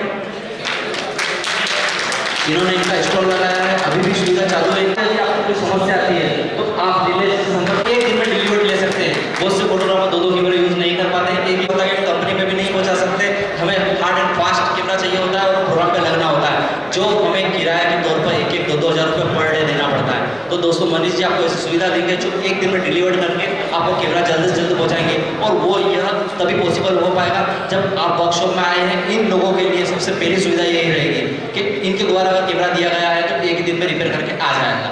Thank you so much Manish ji. Camera setting की कुछ भी हो लगे दोस्तों, आवाज़ नहीं आ रही हो या फिर आपको समझने में प्रॉब्लम आ रही हो या मेरी लैंग्वेज समझ नहीं आ रही हो, जहाँ तक मैं समझता हूँ कि 80-90% लैंग्वेज तो आपके बीच की लैंग्वेज है जो मैं चेंज नहीं कर सकता हूँ। और मेरे को किसी ने बोला भी था कि आप थोड़ा चेंज करेंगे तो मैं आपसे दूर हो जाऊँगा, तो मैं चाहता नहीं दूर हूँ। अगर मैं दूर रहूँगा तो मैं किसी की नकल करूँगा, कॉपी करना करेंगे तो फिर नया कहाँ से मिलेगा, तो वो उन्हीं को समझ लेंगे तो ज़्यादा अच्छा रहेगा, फिर मैं अपना नया क्या दे पाऊँगा। इसलिए दोस्तों जो आप हैं उसी को बाहर निकालिए और वही अपने साथ में शेयर कीजिए, ज़्यादा अच्छा रहेगा। कैमरा सेटिंग की ये इमेज साइज का समझ में आ चुका होगा। पासपोर्ट के लिए आप छोटा कर देते हैं, बहुत से लोग ओपन भी नहीं होते फोटो, तो वो ये करते हैं रो साइज भी रह जाता है कई बार लोगों का, और लार्ज फोटो भी क्लिक नहीं करते और हमारे पास लेके आते हैं। इसका एक बहुत अच्छा सोल्यूशन है, आगे बताने वाला हूँ मैं। ट्रेडिशनल फोटोग्राफर वेडिंग में रो साइज की जरूरत नहीं पड़ती उनको, एक एक फोटो एडिट करने के लिए कोई भी नहीं बैठता है, और गलती से रो क्लिक हो जाते हैं, परेशान हो जाते हैं, क्या करें हम। फिर वो कन्वर्ट करने वाले को 200-500 रुपये देते हैं, जेपीजी होता है और आता है, एक चुटकी का काम है, फटाक से हो जाएगा। आगे बताने वाला हूँ आपको। पिक्चर स्टाइल एडिट कौन करता होगा यहाँ पर? फोटोग्राफर है जो पिक्चर स्टाइल एडिट करता है, एक ही? Not possible. 2, 3, 4, 5, 6, oh my god भैया, पिक्चर स्टाइल इतना ज़्यादा इंपॉर्टेंट सब्जेक्ट है जो आपकी फोटोग्राफी को बहुत ज़्यादा अच्छा बनाता है। आपको कलर ज़्यादा लग रहा है, यहाँ खड़ा हूँ मैं, ये कलर व्हाइट कलर, चलो इसमें तो कोई इशू नहीं आएगा, लेकिन टेक्सचर दिख रहे हैं, ये पिक्चर स्टाइल में आपको आएगा इसका टेक्सचर नहीं आएगा, प्लेन हो जाएगा। सिर के बाल पूरे काले टूस हो जाते हैं, शेडो वेडो पूरा हो जाता है, एक बाल दिखाना ना पिक्चर स्टाइल में जाना पड़ेगा जब जाके हो पाएगा। और आप ऐसा सोचते हैं कि मेरा कैमरे पे दम नहीं है इसलिए वो नहीं आ पाया, हर एक छोटे से छोटा कैमरा भी आपके पिक्चर स्टाइल देता है, उसको एडिट करना चाहिए। इसके अंदर आपको शार्पनेस मिलती है, कलर कम ज़्यादा मिलते हैं, कंट्रास्ट मिलती है, बहुत सारी चीज़ें मिलती हैं जो आप इससे कवर कर सकते हैं और पिक्चर स्टाइल को एडिट कर सकते हैं। इसके कुछ डिफॉल्ट है जो कंपनी ने हमको दिए हैं। सबसे पहले ये दिख रहा है ऑटो, स्टैंडर्ड, पोर्ट्रेट, लैंडस्केप, ऐसा बहुत सारे हैं जो इसके साथ दे रखे हैं। एक ब्लैक एंड व्हाइट का ऑप्शन भी है, जो ब्लैक एंड व्हाइट पे कैमरा हो जाती है वो उसके हिस्टोग्राम के ऊपर चलता है, इसलिए वो बैकग्राउंड ब्लैक एंड व्हाइट सही नहीं हो पाता। तो इससे ब्लैक एंड व्हाइट अच्छा फोटो क्लिक कर सकते हैं। आपने पहले से माइंड बना रखा कि इस फोटो में ब्लैक एंड व्हाइट क्लिक करूँगा, तो आप इसमें मोनोक्रोम को यूज करके बहुत अच्छी फोटोग्राफी ब्लैक एंड व्हाइट निकाल सकते हैं। ये सारे ऑप्शन रहता है, निकॉन में मिलेगा, कैनन में मिलेगा। वाइट बैलेंस बोलने की जरूरत नहीं है, लगभग 90%, 10% होंगे कोई जो वाइट बैलेंस को छेड़ते नहीं होंगे। इसका बहुत अच्छा ऑप्शन बताता हूँ दोस्तों मैं। अगर आप परेशान हैं वाइट बैलेंस के बार-बार कौन कम ज़्यादा करे, कोई सा भी कैमरा उठा के देख लो, 4500 से लेके 5000 के बीच का आपको केल्विन मिलेगा। कैमरा बॉडी के हिसाब से थोड़ा बहुत ऊपर नीचे हो सकता है, इसके अलावा आपके वाइट बैलेंस में कोई ज़्यादा आपको दिमाग लगाने की जरूरत नहीं है। यदि आप बिल्कुल ही अट्रैक्टिव इफेक्टिव फोटो बनाना चाहते हो अलग ही टाइप का, तो आपको वाइट बैलेंस कम या ज़्यादा करना पड़ेगा। लेकिन आप नेचुरल फोटोग्राफी करना चाहते हो तो 4500 से लेके 5000 के बीच बीच का आपको केल्विन मिल जाएगा। अर्पित, आपसे जानना चाहूँगा क्या केल्विन चल रहा है आपके कैमरे में? एक की कैमरा दिख रहा है मुझे अभी चलते हुए यहाँ पर 5300। आपका फोटो बताएंगे? येलो आ रहा है, येलो टोन पे नीलेश किसी को बताइए, सर को बताइए, मुकेश जी को बताइए। सर येलो टोन पे है 100%। यदि आप इसको बिना देखे मैं बता दूंगा 4800 यूज करेंगे आपको स्किन टोन मिलेगा जो कि पीले को काट देगा और ब्लू पे आ जाएगा। आपने पीली लाइट से कवर कर लिया, नेचुरल जो दिख रहा है वो खींचना चाह रहे हो आप, इसलिए आपको 5300 चला गया। केल्विन को आप इस तरह से यूज कर सकते हैं, कोई ज्यादा बड़ी बड़ी पिक्चर नहीं है। केल्विन को मैनुअल चलाना, इस पे आप सेट करेंगे तो आपके केल्विन में पीले ब्लू आने की समस्या जो है खत्म हो जाएगी और फोटोग्राफर अच्छे काम कर सकेगा। इसके ऊपर थोड़े से डीप में बात करें हम, यदि आपने स्टेज प्रोग्राम पर कभी फोटोग्राफी करी है, करते हैं, सभी करते हैं, वरमाला की फोटो तक तो कैमरा सेट ही चलता रहता है। 4 फोटो खींचेंगे उसके बाद कंटिन्यू में आएगा कहाँ सही हो गया। तो इसलिए आप केल्विन को 4700 डालो, भूल जाओ। कोई बात, थोड़ा येलो आ रहा है, थोड़ा ब्लू आ रहा है, लेकिन आपके फोटो वरमाला से लेके स्टेज से उतरने तक एक जैसा फोटो होना चाहिए तो ज्यादा अच्छा रहेगा। क्योंकि जब एडिट करता है एल्बम डिजाइनर वाला तो वो उसकी एक ही सेटिंग चलने देता है, लाइट डार्क की और कलर की, ताकि आपको फोटो एक जैसे हो जाए। हर फोटोग्राफर और एडिटर उंगली करता ही करता है। प्रिंट वालों को भी हम कह देंगे कि भैया अच्छी प्रिंट निकलना चाहिए, तो वो उसकी स्क्रीन और उसकी स्क्रीन और ऐसे स्क्रीन में उलझ के रह जाते हैं और लाइट डार्क करते ही करते हैं। तो आपको इस तरह से एक जैसे फोटो खींचना है, चाहे वो थोड़ा ब्लू पे आ रहा है तो कोई बात नहीं, लेकिन एक जैसे खींचो। सबसे अच्छा ऑप्शन बता दें 4500 से 5000 के बीच का केल्विन। एक और ऑप्शन इसमें दिया है वाइट बैलेंस का। छोटे कैमरे जो होते हैं प्रो फ्रेम के अंदर वाले, उनमें किसी कैमरों में केल्विन का ऑप्शन नहीं, तो फिर वो क्या करेंगे? तो ये सीधा सा इस घड़ी इसको समझाने की जरूरत ही नहीं है। लाल, पीला, हरा, नीला सब दे रखा है, उधर शिफ्ट करो, उस साइड से आपका कैमरा कलर सेट कर लेगा, बना देगा। ये बड़े कैमरों में, छोटे कैमरों में सुविधा नहीं मिलती है। बड़े कैमरों में दोनों की मिल जाएगी, केल्विन नहीं मिलता, छोटे कैमरों में ये मिलता है आपको। मैनुअल तो 99% कोई दिक्कत ही नहीं है।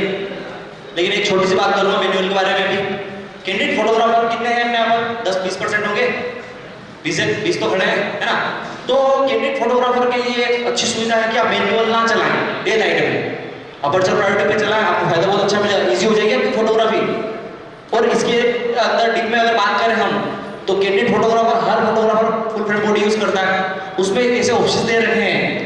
एक तो सबसे मेन बात कि 70-200 लेंस लगाते हैं हम, 2.8 पे लगाते हैं और 2.4 लॉक भी कर देते हैं कि अपर्चर तो हमको ब्लर ही चाहिए कैंडिडेट फोटोग्राफी में। तो उसमें एक ऑप्शन ऐसा रहता है, आपकी शटर स्पीड से आप कंट्रोल कर सकते हैं, आपका ISO ऑटो सेट होता रहेगा अपने आप। ये ऑप्शन भी आप ऑटो पे डाल सकते हैं। अपर्चर प्रायोरिटी पे आप करेंगे तो आपको एक चीज को सेट नहीं करना पड़ेगा, आप शटर पे काम करके काम कर लेंगे तो आपको उतनी ज्यादा दिक्कत नहीं आएगी और आपके फोटो अंडर एक्सपोज और ओवर एक्सपोज होने से बच जाएंगे।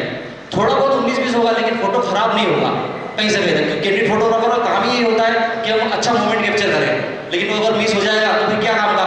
थोड़ा अंडर एक्सपोज ओवर एक्सपोज हो जाएगा लेकिन मोमेंट तो कैप्चर कर लिया हमने। क्योंकि कैंडिडेट फोटोग्राफर तो मेरे ख्याल से मुश्किल होगा कि एक सेटिंग पे काम करता जा रहा है, चलता जा रहा है, एक जगह पे वाली कर लेगा, लेकिन हर फोटो पे सेटिंग चेंज, फोटो आता है, सेटिंग चेंज चलता ही रहेगा। मेमोरी कार्ड, शटर रिलीज, बात हो चुकी है अपनी। ये 3 चीजें ISO बहुत डिफिकल्ट है भैया, अभी तक फोटोग्राफर बनेगा नहीं तब तक ये समझेगा कैसे, और ये समझ लिया है तो फोटोग्राफर है। ISO के बारे में सभी जानते हैं, थोड़ा सा बात कर लेते हैं ताकि अपन जब पोर्ट्रेट फोटोग्राफी सीखेंगे तो आपको सबको सुविधा मिलेगी। ISO के बारे में प्लीज, लाइट को कवर करता है, ज्यादा बढ़ा देते हैं तो पिक्सल आ जाते हैं और कुछ, ठीक है? तो सब फोटोग्राफर जानते हैं कि भाई ISO जितना कम रखेंगे उतना ज्यादा अच्छा रहेगा। अपर्चर प्रायोरिटी F4 लिखा हुआ उसमें, तो ये इसका क्या मतलब होता है? ज्यादा बढ़ाएंगे, यदि मेरे को इस ग्रुप का फोटो लेना है यहाँ से लेके वहां तक, तो मेरा अपर्चर क्या होना चाहिए कैमरे का? हाँ 12 से ऊपर, मैं तो 22 कर लूंगा, क्या फर्क पड़ रहा है? फोटो अच्छा आना चाहिए, पहली बात तो ये है कि नहीं? तो अपर्चर का ये मतलब है यदि आपको इस टाइप से फोटो खींचना है, सबका सही चाहिए फोटो, यहाँ भी सही चाहिए, वहां तक भी सही चाहिए, तो आपको अपर्चर को मैक्सिमम करना पड़ेगा। और आपको ब्लर इफेक्ट चाहिए और एक ही जगह का किसी का फोटो लेना है तो आपको अपर्चर कम से कम करना पड़ेगा। एक चीज़ तो ये हो गई अपर्चर के बारे में। इसके बाद अपर्चर को हम बढ़ाते हैं तो ये हमारे कैमरे की पिक्चर को डार्क भी करता है और अपर्चर को हम करते हैं तो लाइट भी करता है। तो इस कॉम्बिनेशन को हमें समझना पड़ेगा। इन चीज़ों को, दो चीज़ों के बारे में बात हो गई, वही बताया मैंने, शटर प्रायोरिटी और अपर्चर प्रायोरिटी। अपर्चर प्रायोरिटी के बारे में बात करिए बनने तो उसमें आपको ऐसे एक चीज़ को सेट नहीं करना पड़ता, मैनुअल में आपको तीनों चीज़ें सेट करना पड़ती है। इसके बाद आती है शटर स्पीड। सब लगभग कैमरों के वालों के पास में 125 का, 160 का, 200 शटर स्पीड होता है, इससे ज़्यादा ऊपर कोई जाता नहीं है। तो शटर स्पीड के बारे में हम फोटोग्स की लाइट जो सबसे ज़्यादा पॉपुलर है उसके बारे में बात करेंगे और 250 की स्पीड से ज़्यादा ऊपर जाकर हम हमारी फोटोग्राफी करेंगे। और 250 के ऊपर जाना क्यों पड़ता है उसके बारे में भी हम बात करेंगे कि 250 की स्पीड अगर होती है तो ही हमारा काम हो पाता है। एक लाइव डेमो के साथ में देखेंगे, कैमरे की डिस्प्ले को ऑन करके देखेंगे कि अब हमारे पास ऑप्शन कुछ नहीं बताओ शटर स्पीड को बजाना। ये ऑप्शन आपका ब्लॉक कब हो जाता है जब आप नॉर्मल फ्लैश यूज़ करते हैं। नॉर्मल फ्लैश यूज़ करेंगे तो आप 200-250 की स्पीड के ऊपर नहीं जा पाते, मिनिमम तब जा सकते हैं लेकिन मज़ा उतना नहीं आएगा। मिनिमम शटर पे बहुत कम काम होते हैं जो कि लाइट पेंटिंग के काम में आता है।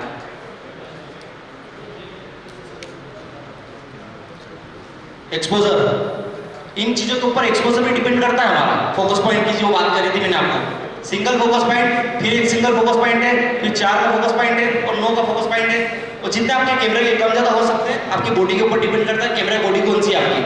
तो लगभग सब फोटो पे काम करते हैं, पूरी फ्रेम को कलेक्ट करते हैं कि भाई हमारा पूरा फोटो इतना अच्छा चाहिए, उस हिसाब से आप शटर को रख लेते हैं, फोकस पॉइंट को रख लेते हैं और फोकस को क्लिक कर देते हैं और काम हो जाता है। यदि आप ऐसा सिंगल शटर का रखेंगे सारे फोटो, लोग मुझे कहते हैं ग्रुप फोटो में आप शटर फोकस पॉइंट कौन सा रखना चाहिए, all in one single focus point सब फोटोग्राफी करके देगा आपको।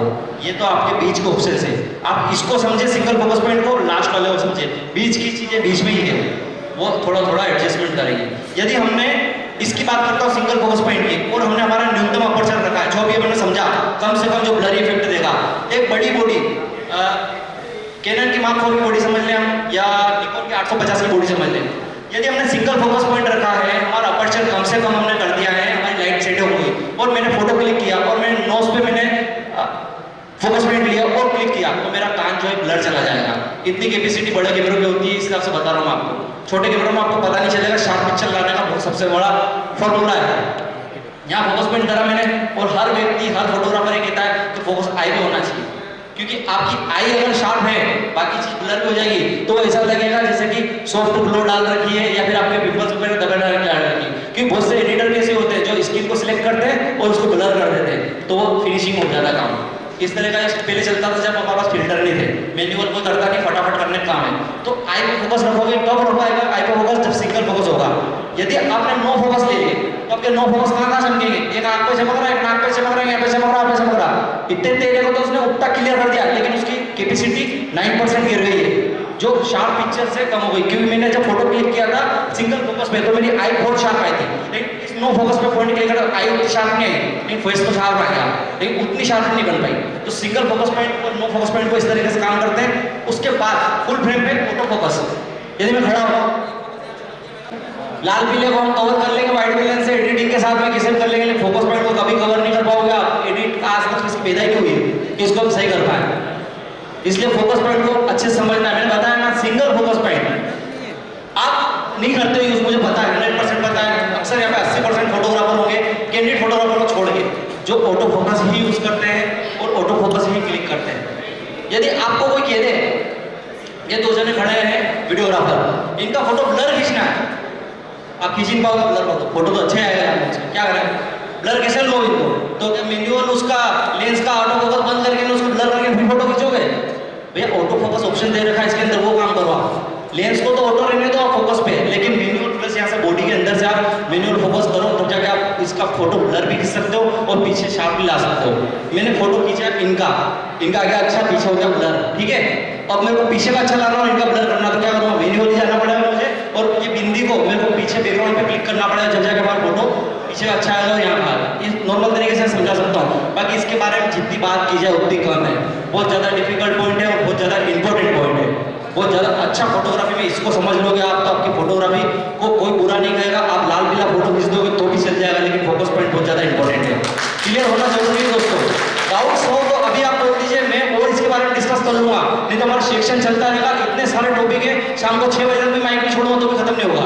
एक दिन में फोटोग्राफी कोई सीख नहीं सकता है। प्रीतेश जी ने बताया नहीं सिनेमेटोग्राफी सीख सकता है, लेकिन मेन पॉइंट पे बात करके हमें आपको डाउट्स क्लियर करना है। प्लीज बताइएगा अगर कोई भी कुछ समस्या आती है किसी भी तरह की, तो हम मॉडल को बुलाएंगे, यहाँ पर सब अपने अपने कैमरे चलाएंगे। यकीन मानो आधा घंटा मैं प्रीतेश जी से लूंगा, उसमें बीच में आपके सबके कैमरे में जितने फोटो खींचा मैं चेक करूंगा।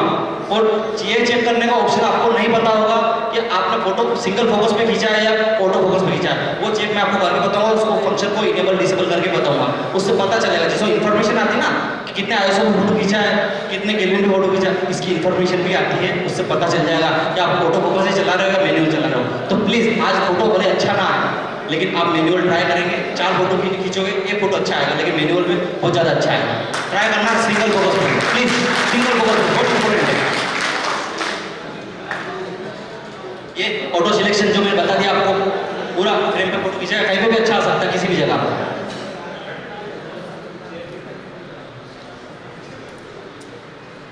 कैमरा सेटिंग की लगभग ये जानकारी बहुत ज़्यादा इंपॉर्टेंट थी।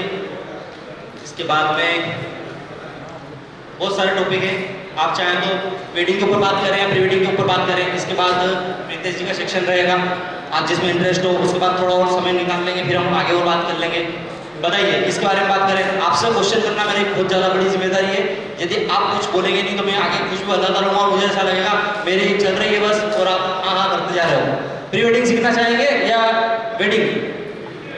Pre wedding confirm, pre wedding कोई बोल नहीं रहा है। वो इसलिए कि भैया वेडिंग तो हम कर रहे हैं, 10 वेडिंग कर रहे हैं, और प्री वेडिंग तो एक ही कर रहे हैं हम, इसलिए प्री वेडिंग पे सीखना है हमें।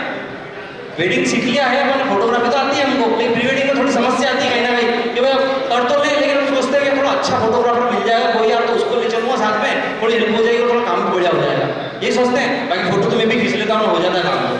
लेकिन कुछ बारीकियाँ होती है प्री वेडिंग की भी। जो प्री वेडिंग करता है वो प्री वेडिंग ही कर रहा है, वो वेडिंग कर ही नहीं रहा है। छोड़ दिया उसने कि मैं काम करूँगा, प्री वेडिंग का करूँगा, कम करूँगा। बहुत सारे बोर हो जाते हैं, बहुत काम कर लिया, अब तो थोड़ा रिलैक्स चाहिए यार। तो आपको रिलैक्स होने के लिए या तो आप आपकी कीमत बढ़ा देते हैं या फिर आप हमें कम कर देते हैं। जैसे कि एक छोटा सा डेमो बताता हूँ।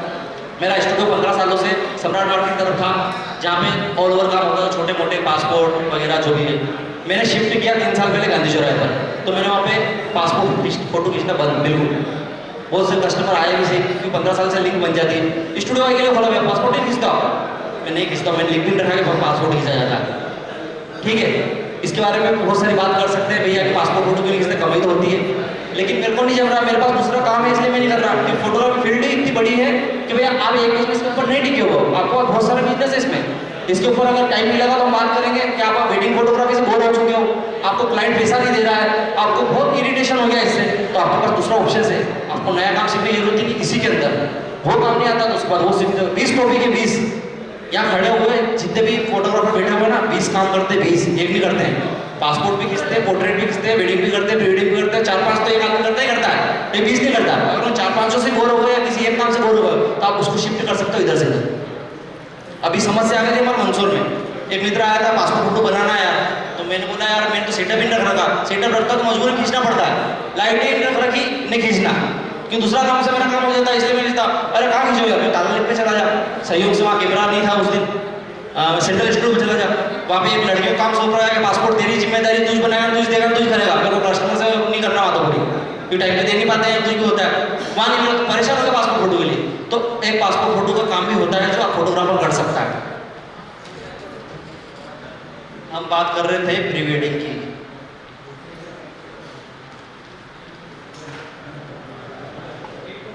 प्री वेडिंग लगभग एक ही दिन का होता है, 2 दिन पे कहते तो कस्टमर वही जोर आ जाता है, पैसे ज़्यादा लग जाएंगे यार, रुकने के लिए करने के थोड़ा डबल लेगा, होना काम तो एक दिन में हो जाएगा, नहीं होगा 2 दिन में भी नहीं हो रहा है, एक दिन का ही करता है।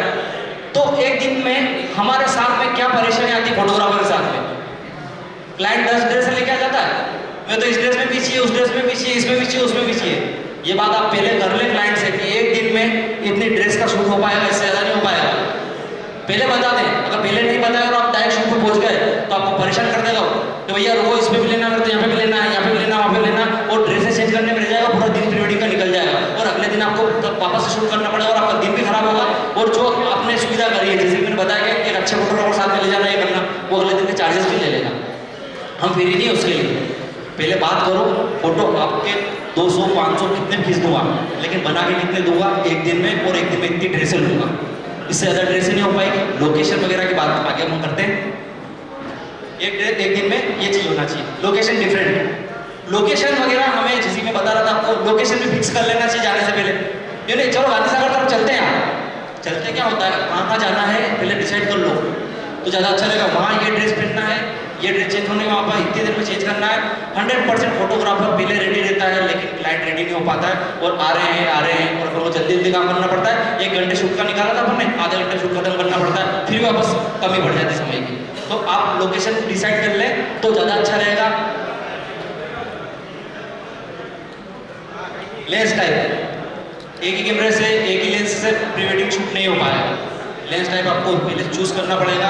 क्लाइंट प्री वेडिंग करवा रहा है, पैसा दे रहा है आपको, तो बोलेगा मेरे को ब्लर इफेक्ट वाला फोटो भी चाहिए और आप किट लेंस लेके चले गए, उतना ब्लर नहीं हो पाया, अच्छा मजा नहीं आया, मोबाइल में बताएगा फोटो ऐसा, तो वो लेंस होगा तब होगा काम। जो मैंने बताया वो 50 mm कम से कम होना चाहिए, तब जाके काम होगा।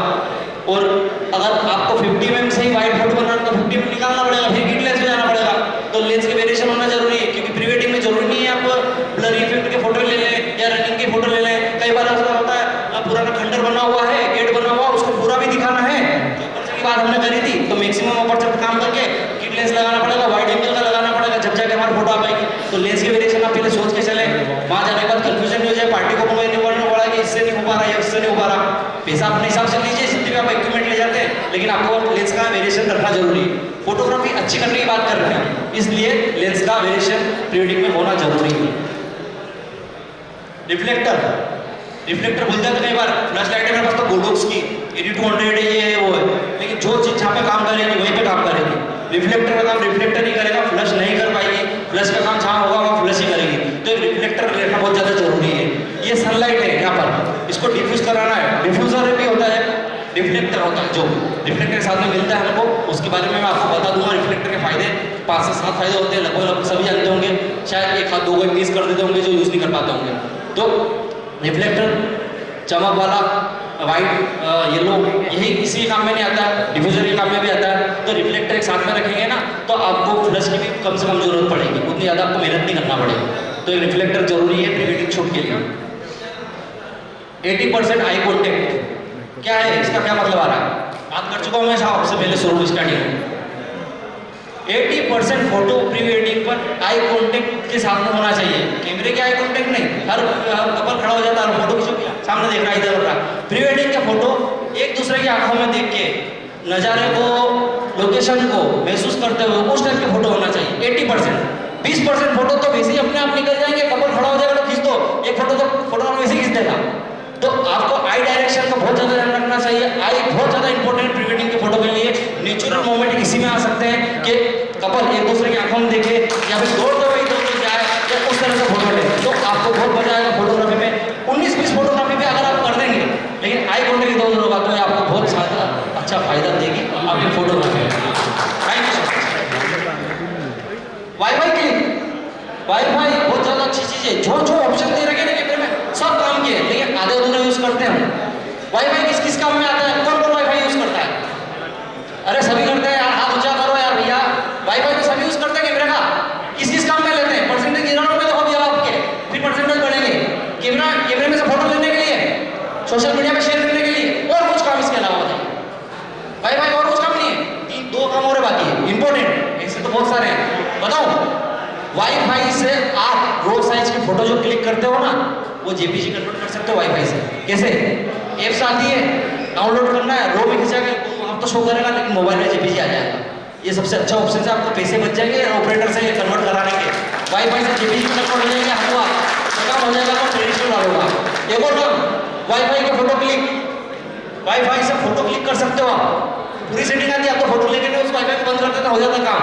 वाईफाई में लो एंगल पे फोटो, जो आप नीचे नहीं घुस के फोटो खींच सकते हो। यहाँ पे कपल्स हो रहे हैं, तो पूरा टॉप एंगल से फोटो लेंगे, यूं करके करूँगा, यूं करके करूँगा, मैंने मोनोपोड पे लगाया, हमारा मोबाइल से आराम से आसानी से फोटो क्लिक कर लिया, जोरदार और परफेक्ट फ्रेम। ये नॉर्मल सी चीज़ बताइए मैंने आपको। और भी बहुत सारी चीज़ें जो वाईफाई से आप निकाल सकते हो, इसके ऊपर मैंने वीडियो डाल रखा है। 8 फोटो क्लिक करें अलग अलग डिफरेंट के वाईफाई के साथ में। तो वाईफाई का आप पूरा अच्छे से यूज़ करो। इसका उपयोग आप फेरे में कर सकते हो। फेरे में अगर आप अच्छा डेकोरेशन किया हुआ है तो उसके बीच में कैमरा लगा दो, मोबाइल से क्लिक कर लो आराम से। ऐसे कर लोगे आप, हो जाएगा कहीं ना कहीं वाइड एंगल लगा के करके, लेकिन 4-5 फोटो क्लिक करना पड़ेगा। ये सुविधा मिल रही है तो अच्छा रहेगा ना। किस लिए दिया वाईफाई? यूज़ करने के लिए दिया, पूरा अच्छे तरीके से यूज़ करो। Craft photography, pre wedding crafting, कुछ तैयारियां नहीं करते हैं, ड्रेसें बता दी है, चलो करते हैं फोटो शूट, पोज बताओ, बार बार फोटोग्राफर एक ही पोज बताया जा रहा है, पार्टी बोलोगे भैया दूसरा बताओ, होता है सबके साथ। हाँ बोलना पड़ेगा, देखो मैं आपके बीच का आदमी हूँ, भाई दूर से नहीं आया, मुझे पता है सब कुछ। एक आदमी रखना पड़ रहा है आजकल तो वेडिंग में पोज बताने के लिए कि भैया तू रख लेना पोज में, मैं फोटो क्लिक कर लूंगा फटाफट। तो क्राफ्टिंग रखेंगे ना तो प्री वेडिंग में आपको बहुत ज़्यादा सुविधा मिल जाएगी। सेव द डेट के क्राफ्ट, एक फूल की पत्तियों का क्राफ्ट, फोटो वैसे अपने आप अमेजिंग बन जाएगा और डिफरेंट बन जाएगा। बहुत सारी चीज़ें, गुलाब का फूल ले जाओ, उसके साथ में क्राफ्टिंग, स्नो ले जाओ, बबल स्टिक ले जाओ, बहुत सारी ऐसे 8-10 फोटो तो यूँ निकाल दोगे। और मैंने आज तक जितनी प्री वेडिंग करी है 20 फोटो से ज़्यादा मैं कपल बन देता हूँ एडिट के साथ में। रो डाटा सारा ले जाओ, मैं काम का 20 फोटो तो बनवाता भी नहीं है, 10 फिल्टर लगवाने में जोड़ आ जाता है। और 10 फिल्टर कितने पैसे, 500 को तो फिल्टर लग रहे हैं, 500 का फ्रेम के लोगे, 20,000 का फ्रेम हो गए, 15-20 फोटो लगना है अपने काम में। तो इस तरह के साथ फोटोग्राफी करोगे ना तो आपकी जो बुराइयाँ भी होगी ना बाई चांस, तो इस क्राफ्टिंग के सहारे दब जाएंगे। तो क्राफ्ट का यूज़ करो, रंगीन छाता हो गया है, ऐसे बहुत सारे मैंने यूट्यूब पे आप सब लोगों के साथ में शेयर कर रखे हैं, जिनको अच्छे लगते हैं लोग कमेंट करके बताते हैं, उनको सुविधा भी लगती है तो बताते हैं इस चीज़ें की यूज़ कर सकते हैं। क्राफ्टिंग में हमारा एक वो फ्लैश बोर्ड जो मैंने बताया वो भी काम में आता है, उसमें लाल पीली कलर की लाइटें हम यूज़ कर सकते हैं। कई बार हमें सनलाइट में फोटो खींच देते हैं, क्या लाइट आई है, हेयर कट कितना मस्त बन गया यार, वो नहीं आ रही है, उसको बनाना है तो क्या करेंगे, फ्लैश यूज़ करेंगे, कलर के साथ यूज़ करेंगे, बहुत ज़्यादा बढ़िया हो जाएगा। इस तरह से आप क्राफ्टिंग भी यूज़ करना चाहिए। कंटिन्यू रनिंग बता चुका हूँ आपको, मेमोरी कार्ड के समय कंटिन्यू रनिंग के फोटो लेंगे तो बहुत ज़्यादा अच्छा लगेगा कपल को।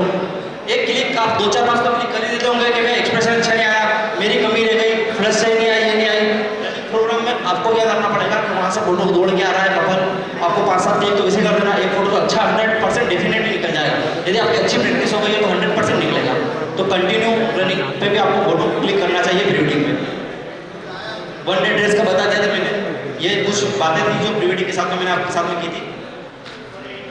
और भी सेक्शन है वैसे तो बहुत सारे, जिसके बारे में हम लोग आगे बात कर लेंगे, जैसे वेडिंग का है, कैंडिड फोटोशूट का है, प्रोफेशनल फोटोग्राफी क्या होती है, प्रोफेशनल फोटोग्राफी के स्किल्स क्या होते हैं, एक नॉर्मल फोटोग्राफर यहाँ